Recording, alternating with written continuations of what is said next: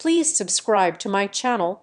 This is my sincere request to you, honey. My wedding aisle was silent, flanked by empty chairs where my parents should have been. A text arrived claiming they would celebrate later because my brother's Hawaii trip was already booked. But the horror was not their absence. It was what they were signing in Hawaii while I said my vows. Months later, they called to invite me to another wedding to play happy family. I looked at the fraudulent number on my credit report and smiled. Not this time. My name is Violet Jenkins. I was 34 years old, standing in the vestibule of a converted barn in Hendersonville, North Carolina, wearing a dress that cost more than my first car, and shivering despite the humid warmth of a late May afternoon. The air smelled of sweet hay and expensive perfume, a cloying mixture that made my stomach turn. Through the sliver of space between the heavy oak doors, I could see the ceremony space. The guests were seated. The string quartet was playing a soft acoustic version of a song Khaled and I had chosen together. Everything was perfect. Everything was exactly as I had planned it for 18 months, except for the front row on the left side of the aisle. There were 4 chairs there, white wooden folding chairs with padded seats. Draped over the back of each one was a garland of eucalyptus and white roses. Pinned to the fabric were elegant calligraphy-printed signs on heavy cardstock. Mother of the bride, father of the bride, brother of the bride. They were empty. They were not just empty. They were loudly, violently vacant in a sea of pastel dresses and navy suits. That gap in the front row looked like missing teeth in a smile. It looked like a wound. I looked down at the phone clutched in my hand, my knuckles white against the screen. The notification was still there, glowing with a brightness that stung my eyes. It was a text message from my mother, Diane Whittaker. It had arrived 12 minutes ago. We will celebrate later. Honey, Logan's Hawaii trip is already booked. There was no apology. There was no explanation of a sudden illness or a missed flight or a flat tire on the interstate. There was no, I am so heartbroken, or I cannot believe this is happening. It was a statement of fact delivered with the casual indifference of someone canceling a lunch date because they found a better offer. Logan's Hawaii trip. My brother Logan was 31 years old. He worked in sales and treated the world as if it were a customer service department designed to cater to his whims. My mother treated him like the regional manager. If Logan wanted Hawaii, Logan got Hawaii. The fact that the dates overlapped with my wedding was treated not as a conflict, but as a minor scheduling error on my part. I could hear the coordinator, a frantic woman named Sarah with a headset, whispering behind me. She was asking if we should remove the signs. She was asking if we should seat other people there to fill the gap. No, I said. My voice sounded strange, thin and brittle like dry leaves. Leave them. I wanted the gap to be seen.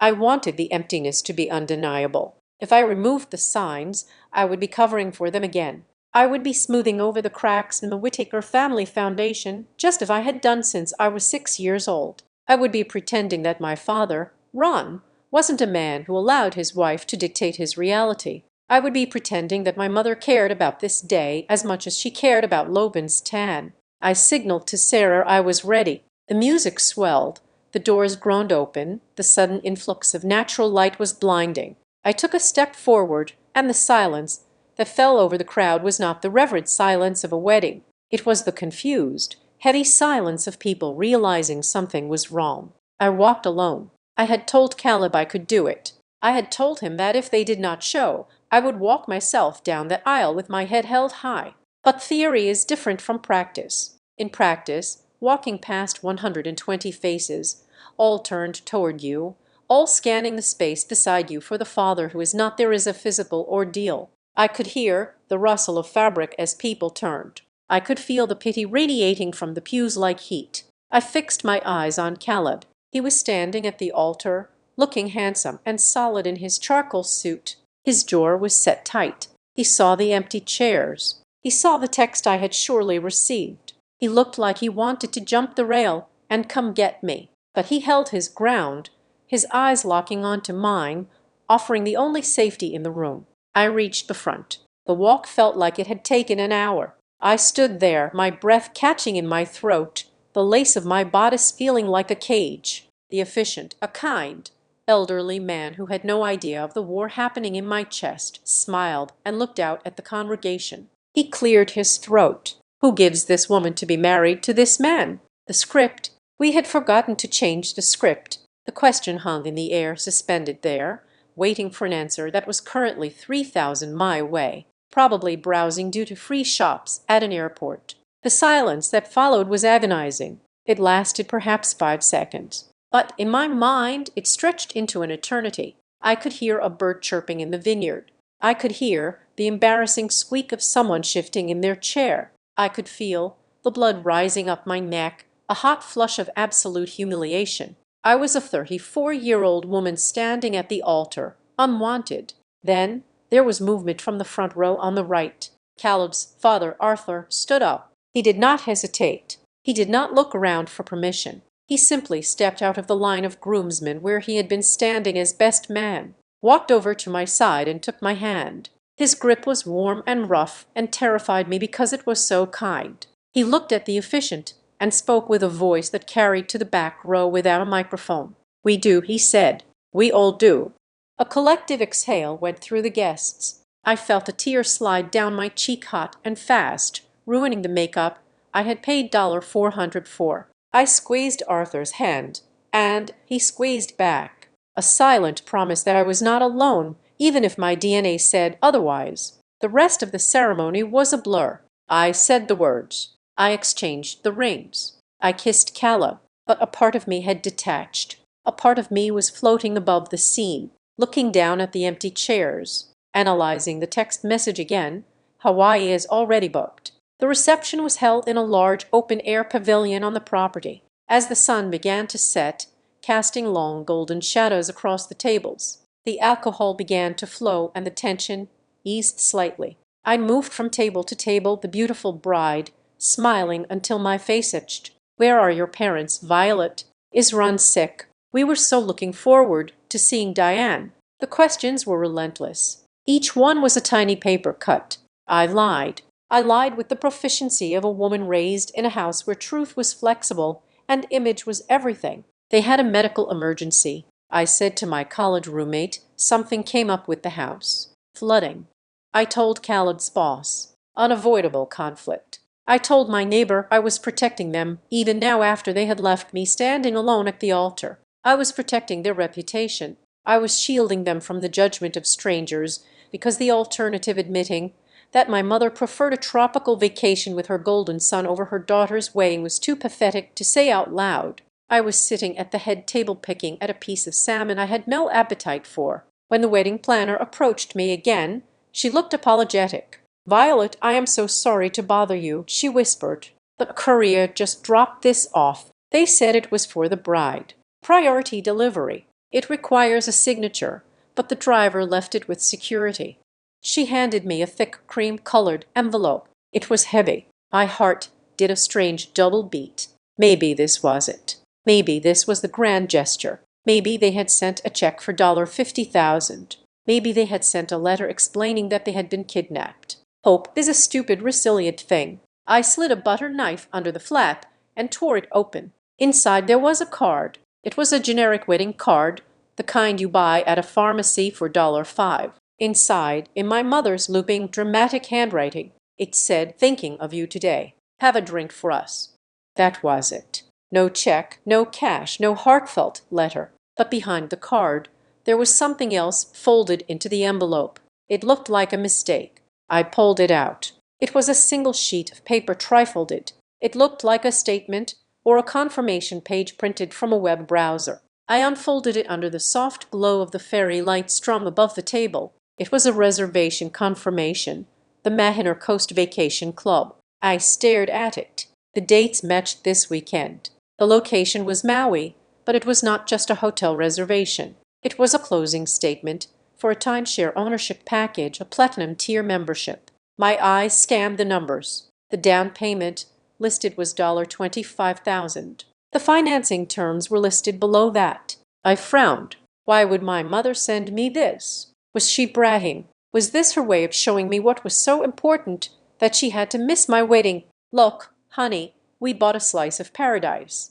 Aren't you happy for us?" But then my eyes caught the bottom of the page near the signature line. The names listed as the buyers were Diane Whittaker and Logan Whittaker, and below that, in the section marked Ginner, co-signer, there was another name. It was my name, Violet Jenkins. I blinked. I rubbed my eyes. I looked again. My name was typed there, and next to it there was a digital signature stamp, a stamp that looked vaguely like my signature but cleaner, lacking the sharp loop I always put on my J. My blood ran cold. The noise of the reception, the DJ playing Motown, the clinking of silverware, the laughter of Caleb's cousins faded into a dull roll like I was underwater. I looked at the date on the document.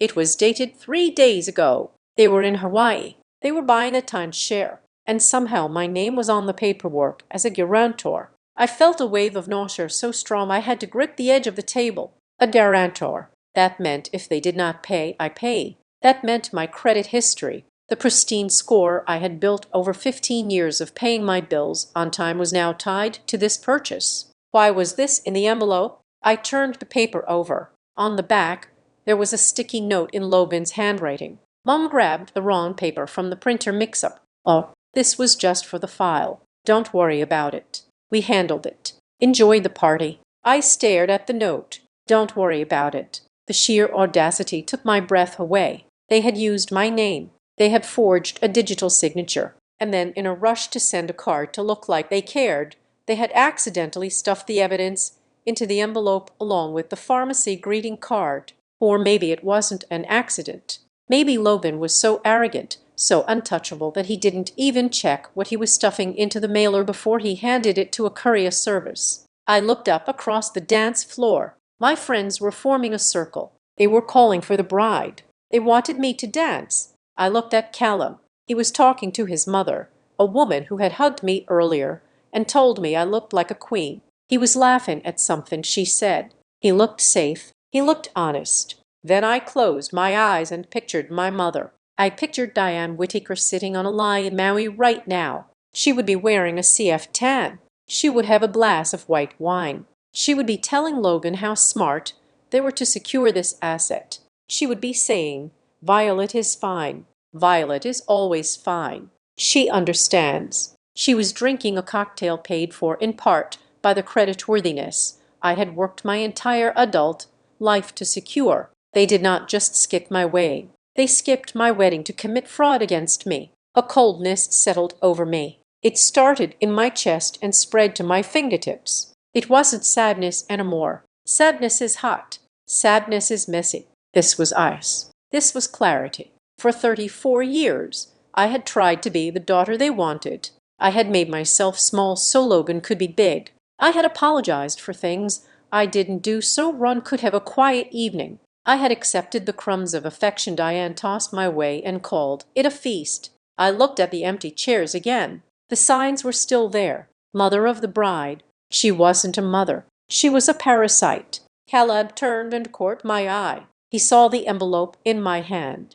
His smile faded, replaced by concern. He started to walk toward me. I folded the paper. I folded it neatly along the original creases. I slid it back into the envelope. Then I folded the envelope in half and shoved it deep into the hidden pocket of my wedding dress. It felt heavy against my hip. It felt like a weapon. Caleb reached me. He put a hand on my shoulder. "Hey," he said softly. "Everything okay? Who is that from?" I looked up at him. I smiled. It was a different smile than the one I had worn all day. It didn't reach my eyes, but it was steady. "Just some junk mail." I said, "Nothing we need to worry about tonight." I stood up. I took his hand. "Let's dance," I said. As we walked toward the dance floor, I could feel the paper pressing against my thigh. They thought this was over. They thought they had gotten away with the ultimate slight, the ultimate selfishness, and that I would just swallow it like I always did. They thought the worst thing they did to me today was leaving an empty chair. They were wrong. The empty chair was a gift. It was the final proof I needed that I owed them nothing. I wasn't just a bride anymore. I was a witness, and the evidence was in my pocket. I stepped onto the dance floor, the music loud and thumping in my chest. I spun around, my dress flaring out, and for the first time that day, I didn't feel like crying. I felt like a ticking clock. "Celebrate later," Mom had said. Oh, yes, we would celebrate later, but not the way she thought.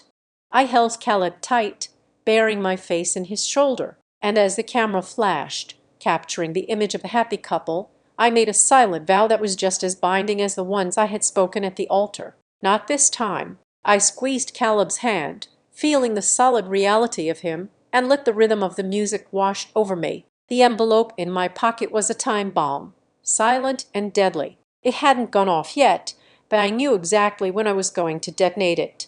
To understand the sheer violence of the silence in that wedding chapel, you have to understand the noise that preceded it. You have to understand the life I built in Raleigh, a 2-hour drive from the blast radius of my parents' home, and the quiet, deliberate peace I had cultivated like a rare orchid in a climate not meant for it. I lived in a renovated townhouse on the edge of the city, a space filled with succulents that I managed to keep alive in books I actually read. I worked as a brand operations manager for North Harbor Creative Systems, a firm headquartered in Minneapolis. My job was entirely remote, which suited me perfectly. My days were spent untangling logistical knots for creative teams, smoothing over communication breakdowns, and ensuring that deadlines were met without bloodshed. I was good at it.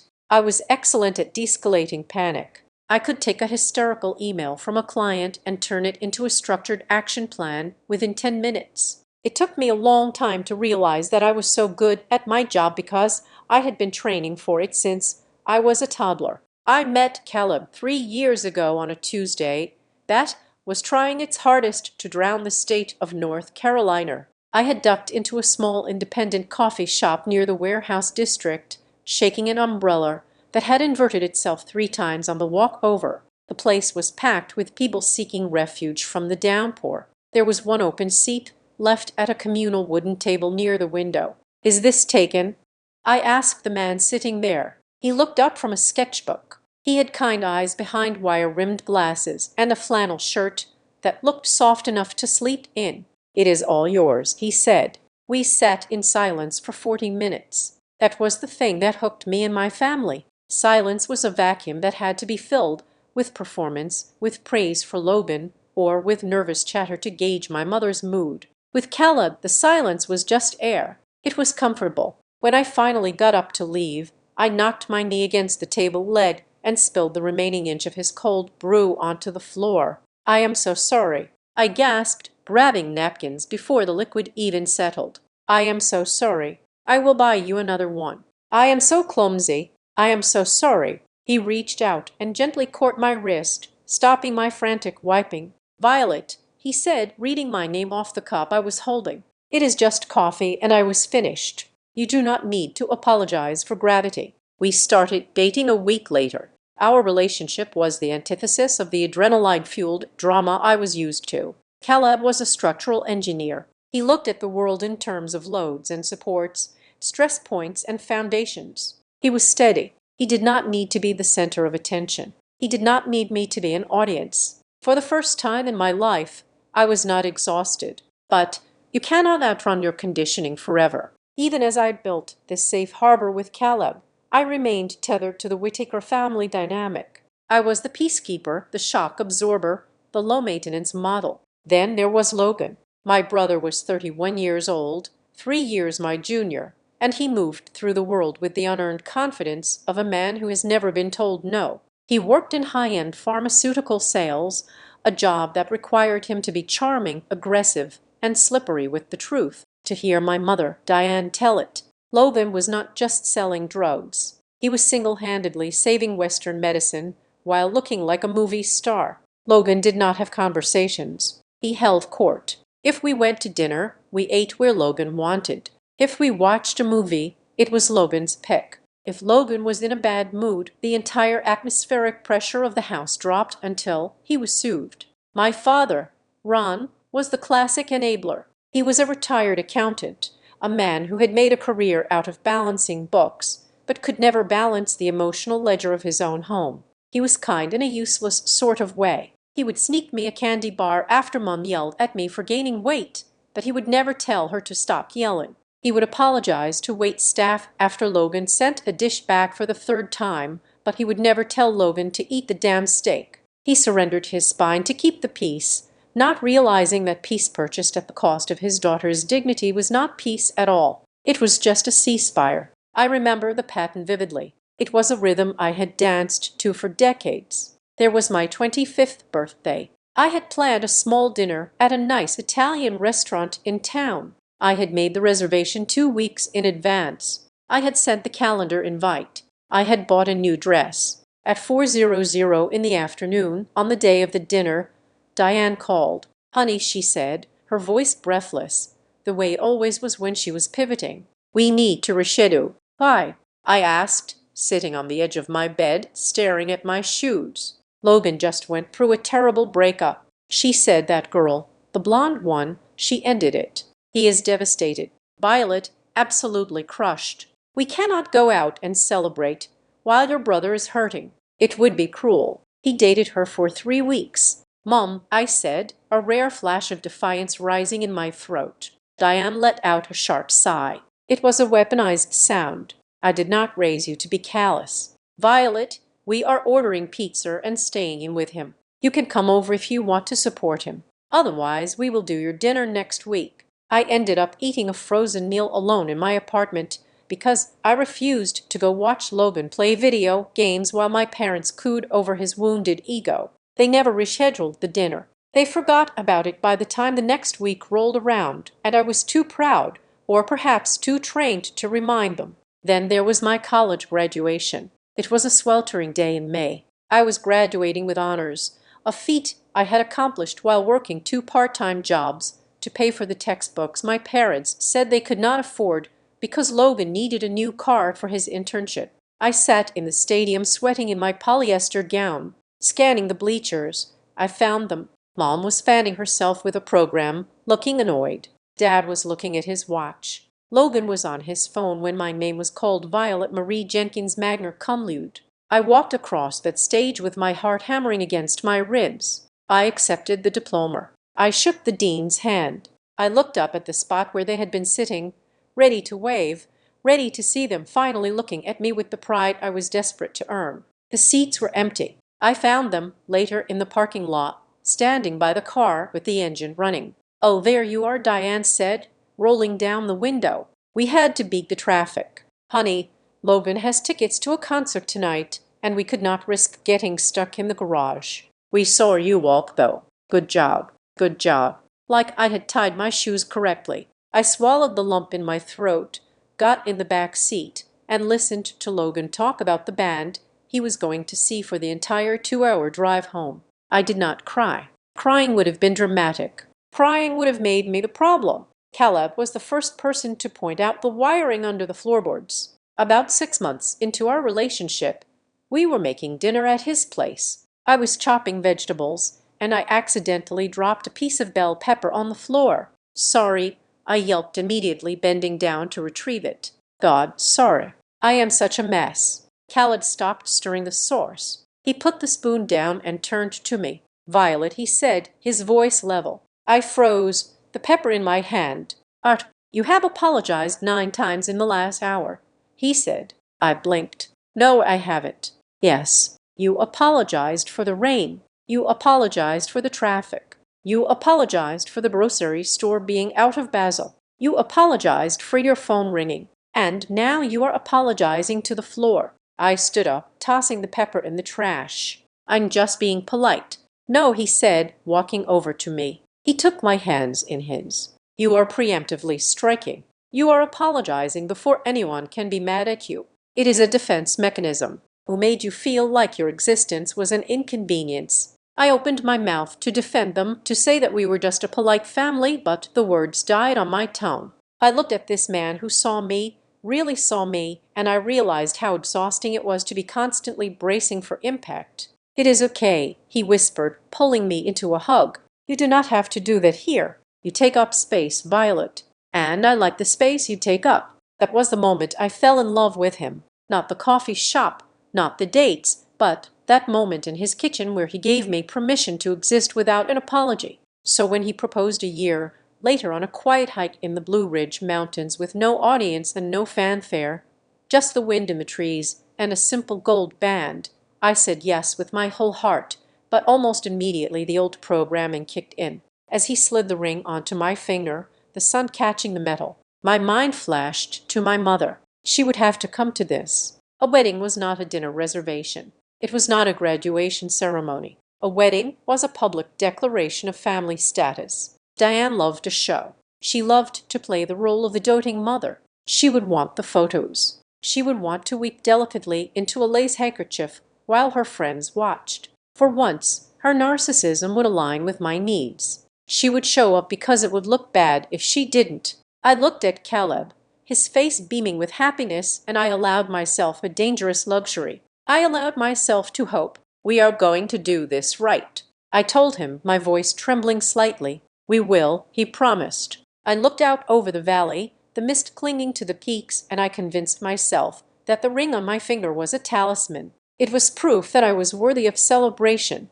Surely even they could see that. Surely Logan could step out of the spotlight for one day. Surely my father would want to walk me down the aisle more than he wanted to avoid an argument. This time, I thought, feeling the weight of the gold on my finger. This time, Mom will come. This time, I will be the priority. It was the most beautiful, heartbreaking lie I ever told myself. I held Caleb's hand and walked back down the mountain, completely unaware that I was walking toward a cliff edge and that the people I wanted to impress were already packing their bags for a destination that did not include me. We chose May 24th because it was the 3-year anniversary of the day Caleb found me apologizing to a coffee table. It felt poetic. It felt like we were reclaiming a piece of history and building a monument on top of it. We found the venue on a crisp Saturday in October. It was a small family-owned vineyard in Hendersonville, about 40 minutes from Asheville. It was not grand.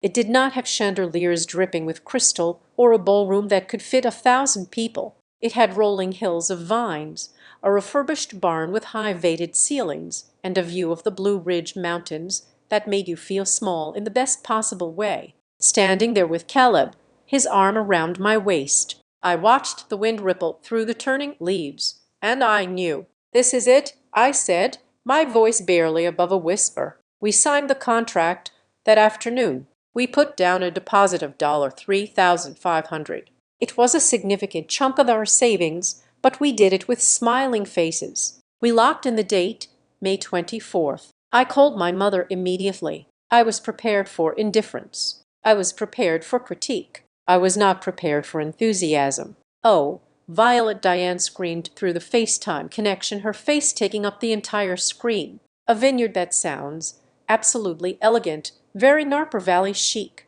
She wiped a tear from her cheek. I watched, mesmerized. Was this real? I have to tell the aunts. She continued, her voice trembling with emotion. "My baby is getting married. We have so much to do. What are the colors? Please tell me you are not doing yellow. Yellow washes you out." "Sage green and blush," I said, feeling a warmth spread through my chest that I had not felt in years. "Perfect," she declared. "I am going to look for a dress. I promise you. Violet, we are going to make this the most beautiful day. I will not miss a single detail." For 3 weeks, I lived in a twilight zone where I had a normal, supportive mother. She sent me links to flower arrangements. She asked to see photos of the venue. She even texted Caleb to welcome him to the family. I started to relax. I let my guard down. I thought that maybe, just maybe, the magnitude of a wedding was enough to shift the gravitational pull of our family away from Logan and on to me just for a moment. Then came the Tuesday phone call. It was late, around 9:00 in the evening. I was on the couch with my laptop finalizing the guest list spreadsheet. When Mom's name popped up, I answered on the first ring. "Hey, Mom, I found a caterer who does those mini crab cakes you like." There was a pause on the other end, a heavy, pregnant pause that made the hair on the back of my arm stand up. "Violet, honey," she started. Her voice was different. The enthusiasm was gone, replaced by a tone I knew intimately. It was her reasonable voice, the voice she used when she was about to ask for something unreasonable. "We had a bit of a hiccup with the date," she said. My stomach dropped. "What do you mean?" "Well, I was looking at the calendar today, and I realized May 24th is right in the middle of Logan's trip." I frowned. "Logan's trip?" "Yes, Hawaii," she said, as if I should have known this. You know, he has been planning to go to the islands. It is his annual reset. He has had such a brutal quarter with sales. Violet, the stress is eating him alive. He needs this for his mental health. I stared at the wall. Logan did not have an annual Hawaii trip. He had gone once 4 years ago with a fraternity brother. Okay, I said slowly, but he hasn't booked it yet. Right. I told you the date a month ago. Well, that is the thing. Diane sighed. The prices for that week were just too good to pass up. He booked the flights yesterday, and he booked a villa for us too. He wants the whole family to be there to support him. It is going to be a healing retreat. I felt the blood drain from my face. You are going. We have to, honey. He cannot be alone right now. He is fragile. She paused, waiting for me to offer the solution. When I didn't, she pushed. So, here is what we are thinking. If you push the wedding back to June or maybe even July, it would actually be better. The weather will be warmer, and that way we do not lose the money on the plane tickets. They are non-refundable. Violet, I gripped the phone so hard my hand cramped. Mom, I said, my voice shaking. I cannot move the wedding. We signed a contract. We paid a deposit. The vendors are booked. People have already requested time off work. Diane let out a sharp breath, the sound of patience wearing thin. It is just a deposit. Violet, what is it? A few hundred. It is $3,500. I snapped. And it is not just the money. It is the principle. I set this date. I told you. Emu. Violet, do not raise your voice at me. I am trying to find a solution here. You are being very rigid. A wedding is just a party. Your brother's mental health is a priority. Do you want him to have a breakdown because he could not get his rest? The gaslighting was so seamless, so practiced. Suddenly, my wedding was an attack on Logan's sanity. I am not moving the date. Mom, I said. I was shaking, but the words were clear. The wedding is May 24th. If Logan chooses to go to Hawaii instead of his sister's wedding, that is his choice. But I'm not losing $4,000 and my self-respect to accommodate a vacation he booked yesterday. There was a silence on the line, a cold, stony silence. I see, Diane said. Her voice was ice. I did not realize you had become so selfish. We will talk later. She hung up. I sat there, the silence of the room crushing me. Caleb walked in from the kitchen, took one look at my face and pulled the laptop away. What happened? He asked. I told him. I watched his jaw tighten. I watched the engineer and him try to find the logic and fail. They're testing you, he said quietly. They want to see if you will fold. I didn't fold, but the barrage had just begun. 2 hours later, my phone pinged. It was Logan. Heard you're freaking out about the dates. Look, flights are non-refundable. You get it. You have always been the understanding one. Just switch it to June. Better for everyone. I read the text 3 times. You have always been the understanding one. It wasn't a compliment. It was a job description. It was an assignment I had been given at birth. Violet understands. Violet adapts. Violet does not make waves. I typed back. I'm not changing it. Logan, he didn't reply. The next day, the guilt trip escalated. Diane sent me a long text message detailing how hard Logan worked, how he was the top performer in his region, but the pressure was inhumane, and how I, with my easy work-from-home job, couldn't possibly understand the need for deep decompression. A wedding lasts 6 hours, she wrote. Family is forever. Why are you choosing to make this difficult? I didn't answer. I couldn't. I felt like I was going crazy. Was I being selfish? Was $3,500 worth causing a rift? Then came the message from my father. I had been waiting for Ron to step in. I had been hoping with the desperate optimism of a child that he would say, Diane, stop it. This is Violet's day. This text arrived at lunch on Thursday. Hey, kiddo, Mom is pretty upset. Wish the timing was better on all this. Maybe we can look at some dates in the fall. I just want everyone to be happy. Please try to understand the position we are in. The position we are in. He had aligned himself. He was not my father. He was her hostage, and he was negotiating for his own survival, not mine. I realized then that I was alone. I showed the messages to Khaled. He read them, his face darkening. You do not answer them, he said firmly. You told them the date. If they miss it, they miss it. Do not negotiate with terrorists. So I stopped. I stopped explaining. I stopped apologizing. I continued planning. I booked the florist. I scheduled the dress fitting. I moved forward with the momentum of a freight train, ignoring the burning bridge behind me. A week passed in silence. Then a notification popped up from Diane. The tone had shifted again. It was breezy, casual, as if the war of the last 7 days had never happened. Okay, honey, we talked it over. We are going to try to make it work. We might have to fly in late, but we want to be there. I let out a breath I didn't know I was holding. A wave of relief washed over me, so powerful it almost knocked me down. They were coming. They were crazy and they were manipulative, but they were coming. I am booking the domestic connection flights for Dad and me from Ohio down to North Carolina. She wrote, I want to get everything organized in one system so I do not lose track of the itineraries. Send me your full info, current address, full legal name as it appears on your ID, and your birth date. I want to put you down as the destination contact so the airline sends the updates to you in case we are in the air.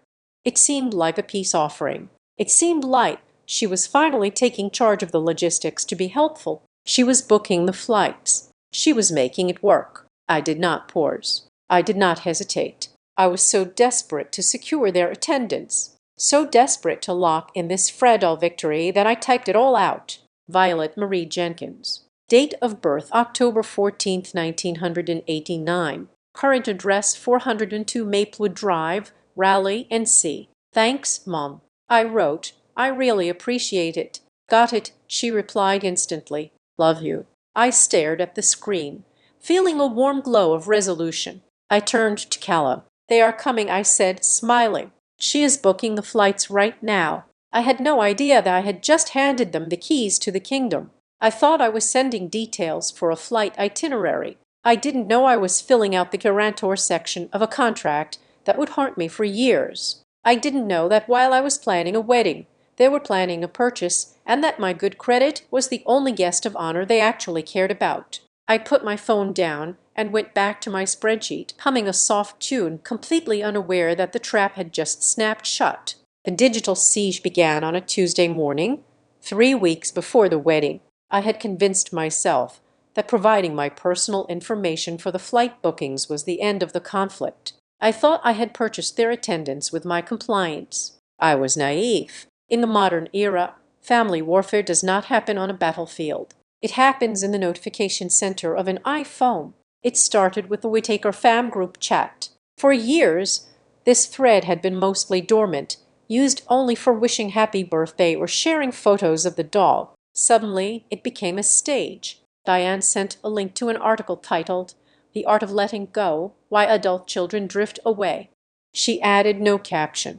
She just let the preview image, a weeping mother's silhouette against a sunset, sit there in the chat, radiating passive-aggressive heat. 2 hours later, she posted a status update on Facebook. I did not follow her closely, but my notifications lit up as 3 of my bridesmaids sent me screenshots with question marks. The post read, A mother's heart is a heavy burden. We sacrifice our bodies, our finances, and our youth, only to find that in our golden years, we are viewed as obligations rather than treasures. Learning to prioritize my own peace today. Healing family first.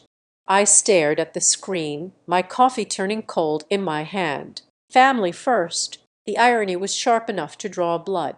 She was using the hashtag of the very concept she was actively destroying. Then Logan joined the fray. Logan did not use Facebook. That was for old people. Logan used Instagram stories. He posted a photo of his new luggage, a sleek aluminum carry-on that probably cost more than my wedding cake. Tucked into the front pocket was a printed itinerary. The caption was overlaid in a bold, somber font counting down the days. Sometimes you have to step away from the little events to focus on the big picture. Mental wealth over everything. A YE-bound sales life. Little events. He was calling my wedding a little event. He was publicly minimizing the most important day of my life to his 2,000 followers, framing his vacation as a heroic act of self-preservation. I sat at my desk trembling. I wanted to reply. I wanted to scream into the chat. I wanted to comment on his story and say, "You are not going for mental health. You are going because you are a spoiled brat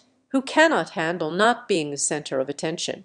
But I didn't. I held my tongue. I had spent 34 years holding my tongue, and the muscle memory was too strong to break. My phone buzzed again. It was Sarah, my maid of honor. "Hey, Fi." The text read, "Is everything okay? Your mom's post is intense. Are they still coming?" I typed out a lie. "Oh, you know Diane. She is just dramatic about the travel logistics. They are excited." I hit send and felt a wave of Norser. I was covering for them again. I was the PR manager for a company that was actively trying to fire me. The torture continued for days. It was a slow drip method of psychological warfare. Diane would send a message in the group chat asking Lobin if he had packed his sunscreen, completely ignoring the photo I had sent 5 minutes earlier of the wedding seating chart. Ron would react to Lobin's messages with a thumbs up emoji and leave mine on read. It was a clear message. "We are a unit. You are an outsider." Then came the ultimatum. It was 10 days before the wedding. I was finalizing the headcount for the caterer. I needed a hard number. I could not keep holding 4 seats open for ghosts. I sent a direct message to Diane Mom. "I need to know the flight arrival times for the rehearsal dinner. The venue needs to know if we are feeding 4 extra people." Her response came 4 hours later. It was not a flight number. It was a paragraph that had clearly been drafted, revised, and polished to sound as condescendingly sweet as possible. "Violet, honey, we have been talking. With Logan's stress levels being what they are and the flight schedules being so chaotic, we just do not think it is feasible to cram everything into one weekend. We do not want to bring negative energy to your day. So, we have decided we will celebrate later. We can do a nice family dinner when we get back. Logan's trip is already booked and we need to be there for him. You understand? We will celebrate later." It was the same phrase from the text I would receive on my wedding day. It was their mantra. It was their way of saying that my milestones were movable, adjustable, and ultimately optional. I put the phone down on the kitchen counter. The room was silent. Caleb was at work. The only sound was the hum of the refrigerator. Something inside me snapped. It wasn't a loud snap. It was the quiet, terrifying sound of a cable finally giving way under too much tension. I picked up the phone and dialed Diane. She answered on the second ring, her voice sounding rushed and annoyed. "Violet, I am at the store buying travel toiletries. Is this urgent? Are you coming to my wedding?" I asked. My voice was flat. I did not recognize it. Diane sighed, a long bleated exhale that suggested I was asking her to donate a kidney. "I just texted you. Honey, we will celebrate later. It is just too much right now. The logistics." "It is not logistics." I cut in. "It is a choice. You are choosing a vacation over your daughter. I am choosing my son's well-being." She snapped, dropping the sweet facade. "Logan is in crisis. Violet, he is burnt out. He needs his family. You have Caleb.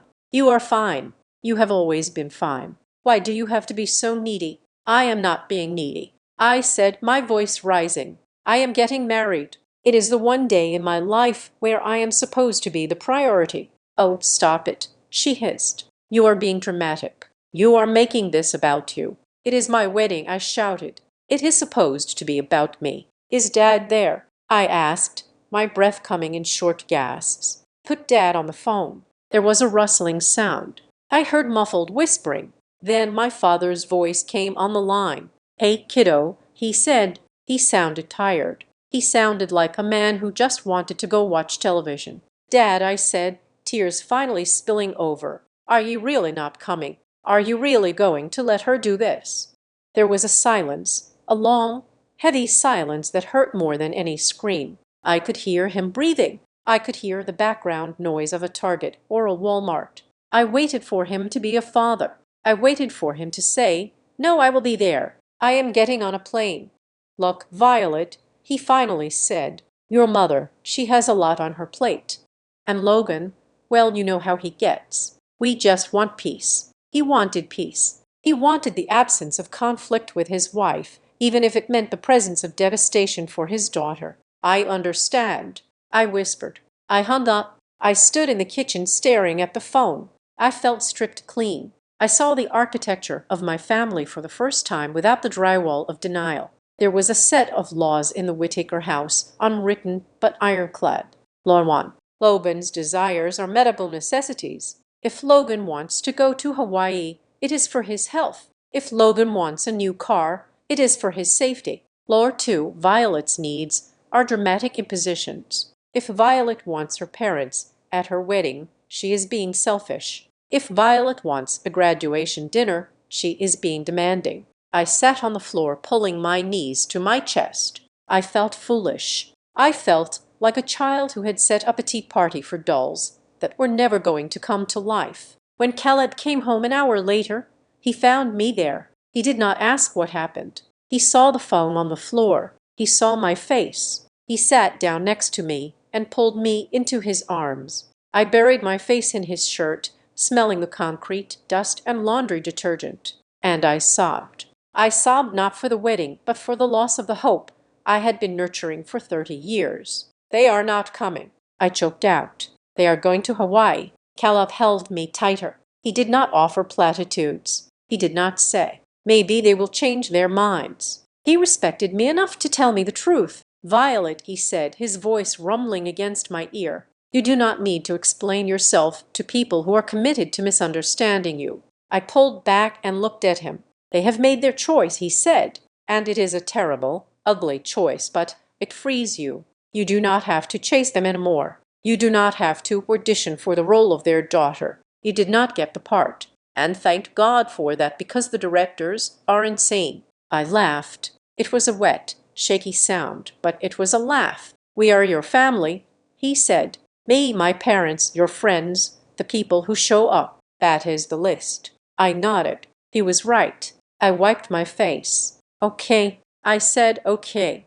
But the universe, or perhaps the algorithm, had one final twist of the knife for me before the ceremony. The day of my final dress fitting arrived. It was 3 days before the wedding. I stood in the boutique, surrounded by mirrors. The seamstress was adjusting the hem. The dress was magnificent. It was lace and silk, fitted through the bodice and flaring out gently. I looked like a bride. I looked like a woman who was loved. My phone was in my purse sitting on a velvet chair in the corner. It buzzed. Then it buzzed again and again. Can you check that? I asked the seamstress. It might be the florist. She walked over and picked up the phone. She frowned. It is Instagram, she said. I took the phone. I shouldn't have. I should have thrown it out the window, but I unlocked it. My feed was flooded.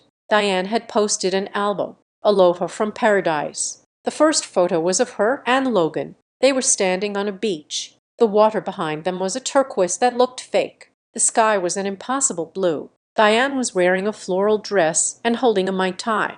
Logan was wearing sunglasses and a lele, pointing at the camera with a smirk. They looked happy. They looked radiant. They did not look like people who were missing their daughter's wedding. They did not look like people burdened by guilt. They looked like people who had successfully escaped a burden. The timestamp said, just now while I was standing in a dress I bought alone, pinning a veil I chose alone, preparing for a ceremony they would not see. They were toasting to their freedom. I swiped to the next photo. It was a video.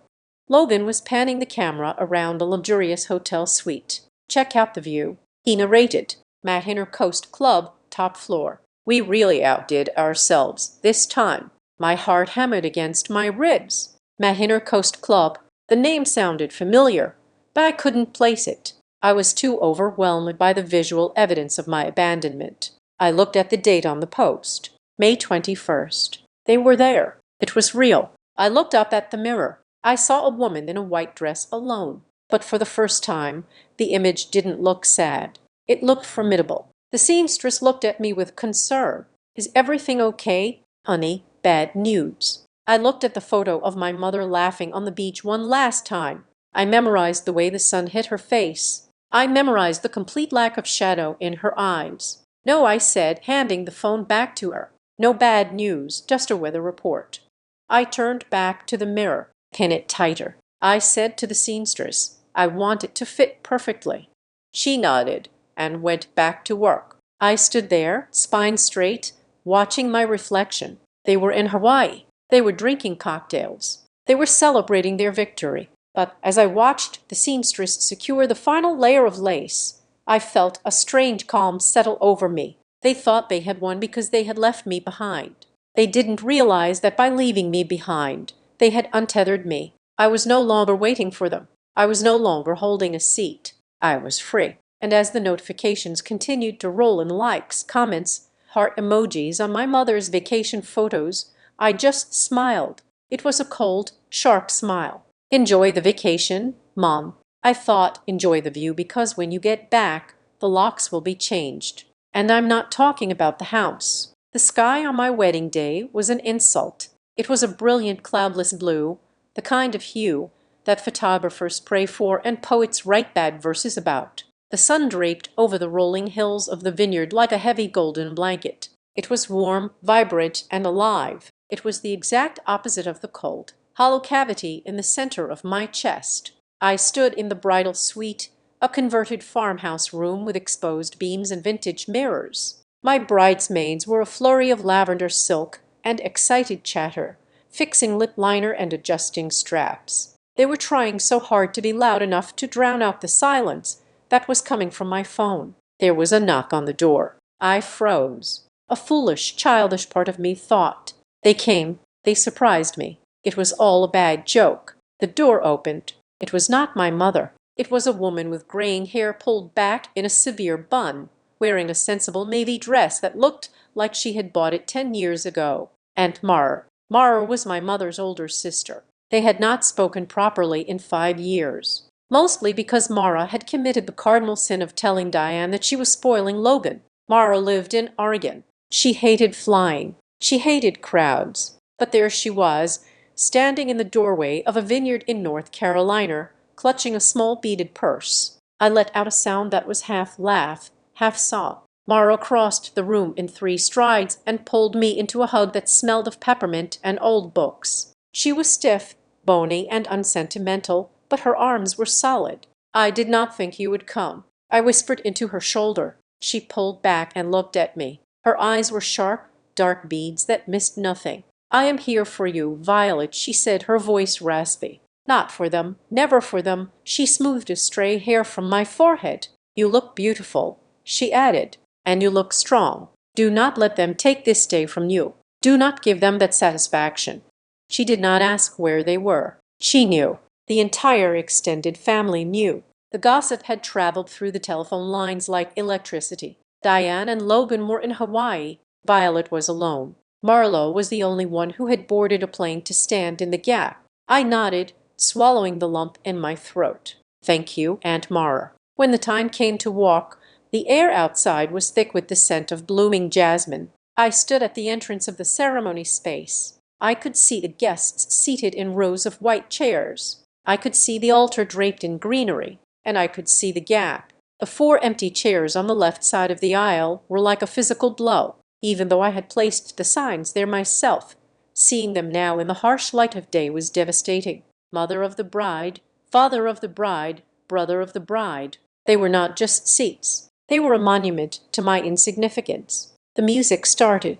A cello hummed the opening notes of Can't Help Falling in Love. I took a breath. I stepped out. The walk was a blur of faces. I saw my college roommate wiping her eyes. I saw my boss from Minneapolis smiling encouragingly, but my eyes kept flickering to the left. I felt a phantom draft, a chill radiating from the empty front row. I had to physically force my legs to keep moving past that void. I had to step through the cold spot where my family should have been. I reached the front. I looked at Caleb. He was my anchor. But then came the moment I had been dreading. The officiant looked out at the crowd. The script hung in the air. Who gives this woman? The silence that followed was less than 2 seconds, but it felt like a lifetime. It was the space where a father's voice should have been. It was the space where Ron should have stood up, squeezed my hand, and passed me to the man I loved. Instead, there was movement on the right. Arthur Morgan, Caleb's father, stepped forward. He was a big man, a retired union carpenter with hands like catcher mitts. He didn't look at the empty chairs. He didn't look at the crowd. He looked right at me. He took my hand. His palm was calloused and warm. We do, he said. His voice was a rumble of thunder. We all do. I looked at Caleb's mother, Eleanor, seated in the front row on the right. She was weeping openly, her hands pressed to her mouth. She nodded at me, a fierce, protective nod. In that moment, I felt two things simultaneously. I felt a surge of gratitude so profound it nearly brought me to my knees, and I felt a spike of grief so sharp it pierced right through the joy, because being loved this well by strangers only highlighted how poorly I had been loved by my own blood. I smiled. I forced the corners of my mouth up. I squeezed Arthur's hand, but I knew that if anyone looked closely at the photographs later, they would see that my eyes were rimmed with red, and it wasn't just from happiness. The ceremony ended. We were married. We walked back up the aisle hand in hand. While people cheered, I didn't look at the left side. I refused to look. The reception was a haze of toasts and cake. I drank 2 glasses of champagne quickly, needing the bubbles to numb the edge of my nerves. During the dinner service, a young waiter approached the head table. He looked nervous. "Mrs. Morgan?" he asked. I startled at the new name. "Yes, a courier dropped this off earlier," he said, handing me a thick cream-colored envelope. He said it was urgent. I took it. I knew the handwriting immediately. It was the same looping script that had signed my permission slips and birthday cards for 30 years. Diane, my heart did a traitorous little flip. Had they sent a heartfelt letter, a substantial gift to make up for the absence? I opened it under the table, hidden by the tablecloth. Inside was a check. I pulled it out. $500. I stared at the number. $500. It was a perfectly respectable amount for a distant cousin or a family friend, from parents who were currently staying in a villa that likely cost $2,000 a night. It was a joke. It was an insult calculated to the penny. Wrapped around the check was a note on personalized stationery. "Violet," it read, "we are thinking of you. I know you are disappointed, but you will understand priorities when you are older. Family health comes first. Enjoy the party. Love, Mom.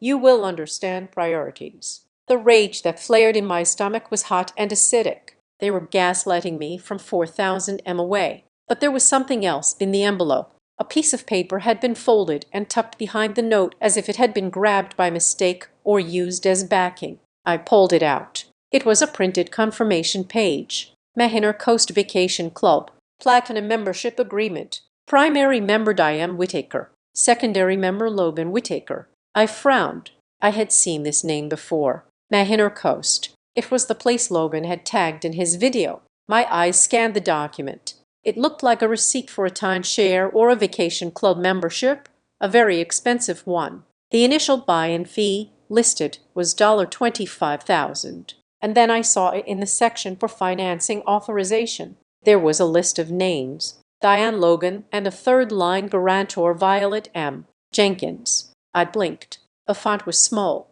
The light in the tent was dim. I brought the paper closer to my face. My name was there, not as a guest, not as a beneficiary, as a guarantor. I didn't understand. I hadn't signed anything. I hadn't agreed to this. I remembered sending my information for the flights, my full name, my address, my birth date. Was it possible? No. That was insane. That was criminal. I looked at the date on the paper. May 21st. 2 days ago. A chill went down my spine that had nothing to do with the evening air. Why was this paper in the envelope? Had she sent it on purpose? Was she showing off? Or was she just so careless, so consumed by her own narrative that she had shoved the receipt for her priority into the envelope for her daughter? I felt sick. I folded the paper quickly, shoving it back into the envelope along with the check and the note. I couldn't deal with this right now. If I thought about it, if I really let myself think about the possibility that my mother had used my identity to finance a vacation for my brother, I would scream. And I was done screaming. I took out my phone. I needed to reclaim the narrative. I needed to put a barrier between me and them. I selected a photo from the ceremony. It was a candid shot someone had texted me. It showed Arthur holding my hand with Caleb smiling in the background. It was warm, imperfect, and real. I typed a caption. Sometimes the family that shows up is the one you build. I posted it. No tags, no mentions of the empty chairs, just the truth. I put the phone down and turned to Caleb. He was laughing at something his best man was saying. He looked happy. I wanted to be happy. I wanted to be the wife he deserved, not the victim of the Whittaker family circus. I shoved the envelope deep into my purse. I treated it like radioactive material. I would deal with it later. I would deal with it when the champagne wore off. 10 minutes later, my phone buzzed on the table. I glanced at it. A comment from Logan. Looks fun. He wrote, "Wish schedules aligned. Have a drink for us." Wish schedules aligned, as if it were a celestial event, as if the planets had conspired to keep them away. Rather than a deliberate choice to book a flight to Hawaii, I looked at the words on the screen. Then I looked at my purse, where the paper with Manor Coast Vacation Club was burning a hole in the lining. Schedules. I thought priorities. I felt a strange shift inside me. The sadness was evaporating, replaced by a cold, hard curiosity. What had they done? What had they signed? Caleb touched my arm. "Hey," he said softly. "You okay?" "You went somewhere else for a second." I looked at him. I looked at his kind, honest face. I made a decision. I was not going to let them ruin tonight. I was not going to let them ruin my honeymoon. "I am fine." I lied. "I am just tired." I picked up my phone and turned it off. I powered it down completely. "Let's dance," I said. I stood up and pulled him toward the dance floor. But as I moved, I could feel the weight of the envelope in my bag. It was a bomb. I knew it was a bomb, but I was going to let it tick for a few more days. I would go on my honeymoon. I would drink rum punch in Puerto Rico. I would swim in the ocean with my husband. And when I came back, I would find out exactly what the price of my family's priorities really was. Senhorn was a fever dream of cobalt cobblestones and humidity that clung to your skin like a lover. For the first 72 hours of our honeymoon, I managed to pretend that the world ended at the coastline of Puerto Rico. We wandered through the fortress of El Morro, drinking café con leche and letting the Atlantic wind whip the tension out of our shoulders. I left my phone in the hotel safe. It sat there in the dark, a small rectangle of black glass, silent and impotent. I wanted to be a new person here. I wanted to be Mrs. Violet Morgan, a woman who drank rum punch at 11 in the morning and did not have a family history that read like a case study for a psychology textbook. And for 3 days it worked. I felt lighter. The phantom ache of the empty chairs at the wedding began to fade, replaced by the sound of Coke frogs and the warmth of Caleb's hand in mine. But you cannot live in a vacuum forever. On the fourth morning, while Caleb was in the shower, the itch returned. It is a specific kind of anxiety that belongs to children of chaotic households. It is the feeling that silence is not peace, but rather the gathering of breath before a scream. I needed to know the blast radius. I opened the safe. I took out the phone. I pressed the power button. The device vibrated against my palm for a full minute. Emails, texts, social media notifications. They stacked up on the screen like debris from a landslide. I sat on the edge of the bed, the sheets tangled around my legs, and I opened Facebook first. I needed to see the narrative they were spinning. I knew there would be one. Diane Whittaker did not endure a public absence without creating a public justification. It was the first thing on my feed, a long rambling post uploaded 24 hours ago. It had 43 likes and 12 comments from her echo chamber of friends. The hardest part of motherhood, she wrote, is realizing that the more you give, the less you receive. We pour ourselves into our children. We sacrifice our dreams so they can chase theirs. But sometimes when they fly the nest, they look back at you not with gratitude, but with judgment. I am learning that it is okay to step back. It is okay to say that my mental health matters too. You cannot set yourself on fire to keep someone else warm, even if that someone is your own flesh and blood. She did not maim me. She did not have to. The timing was a neon sign. She was painting herself as the martyr who had been forced to retreat to Hawaii to heal from the trauma of having an ungrateful daughter. I felt a dry, cynical laugh bubble up in my throat. She had skipped my wedding to buy a timeshare, and now she was the one being set on fire. The gymnastics were impressive. Then I switched to Instagram. Logan, my brother, had posted a reel. He was sitting on a balcony, the ocean shimmering behind him, looking tan and relaxed. He was wearing expensive sunglasses. The caption read, "Protect your peace." I tapped the audio. Loban said to the camera, his voice smooth and practiced. We live in a society that glorifies toxic obligations. People think that just because you share DNA, you owe people your time. You owe them your presence. But that is old school thinking. If an event drains you, if the expectations are too high, you have to prioritize your own head space. I am out here in the islands reconnecting with what matters. Real family understands that fake family gets mad about it. I stared at his space. He was lecturing the internet on boundaries while actively trampling mine. He was using therapy language to justify narcissism. It was a master class in deflection.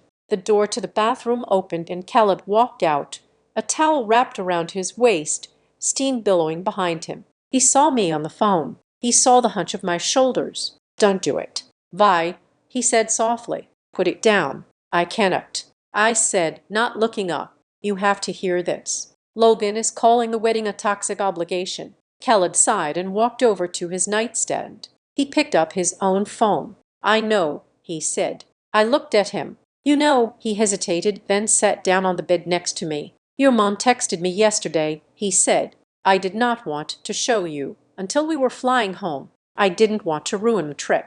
Show me, I said. He handed me his phone. The text from Diane was a wall of blue. Caleb, it began. I am writing to you because I know you are a reasonable man. Violet is spiraling. Her behavior has been incredibly hurtful to the family. She is trying to make us look bad because we could not make the wedding. You need to speak to her. You are the man of the house now. Explain to her that families have conflicts and she needs to be more flexible. We expect an apology when we all get back. Help her see reason. The blood rushed to my ears. Man of the house. Expect an apology. She was trying to recruit him. She was trying to bypass me, the hysterical daughter, and appeal to the reasonable man to get me back in line.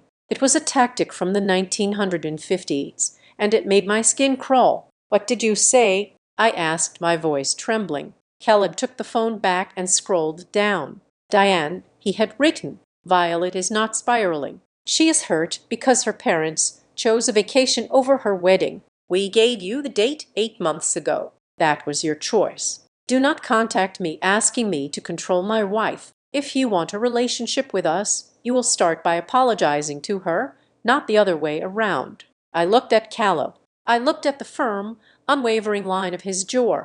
I had spent my life watching my father fold like a cheap card table whenever Diane raised her voice. To see a man stand between me and her, to see him hold the line without flinching, was a sensation so foreign I almost didn't recognize it. She replied, of course, Khaled said, tossing the phone onto the duvet. She said I was being disrespectful and that she was praying for my softened heart. I leaned my head against his shoulder. I felt heavy, not the sharp adrenaline-fueled heaviness of the wedding day, but a deep bone-weary exhaustion. It never ends. I whispered. They hit me. I bleed. They tell everyone I cut myself. Then they asked me to apologize for getting blood on the carpet. We are opting out, Khaled said, kissing the top of my head. We are done playing. Let them scream into the void. I nodded. I wanted to believe it was that simple. I wanted to believe that if I just stopped engaging, the war would end. But the universe has a way of escalating things when you try to walk away. That evening, we ordered room service. I was sitting on the balcony watching the sun dip below the horizon, painting the sky in violet shades of purple and orange. My phone was on the table. A call came in. It was an 800 number. I let it ring.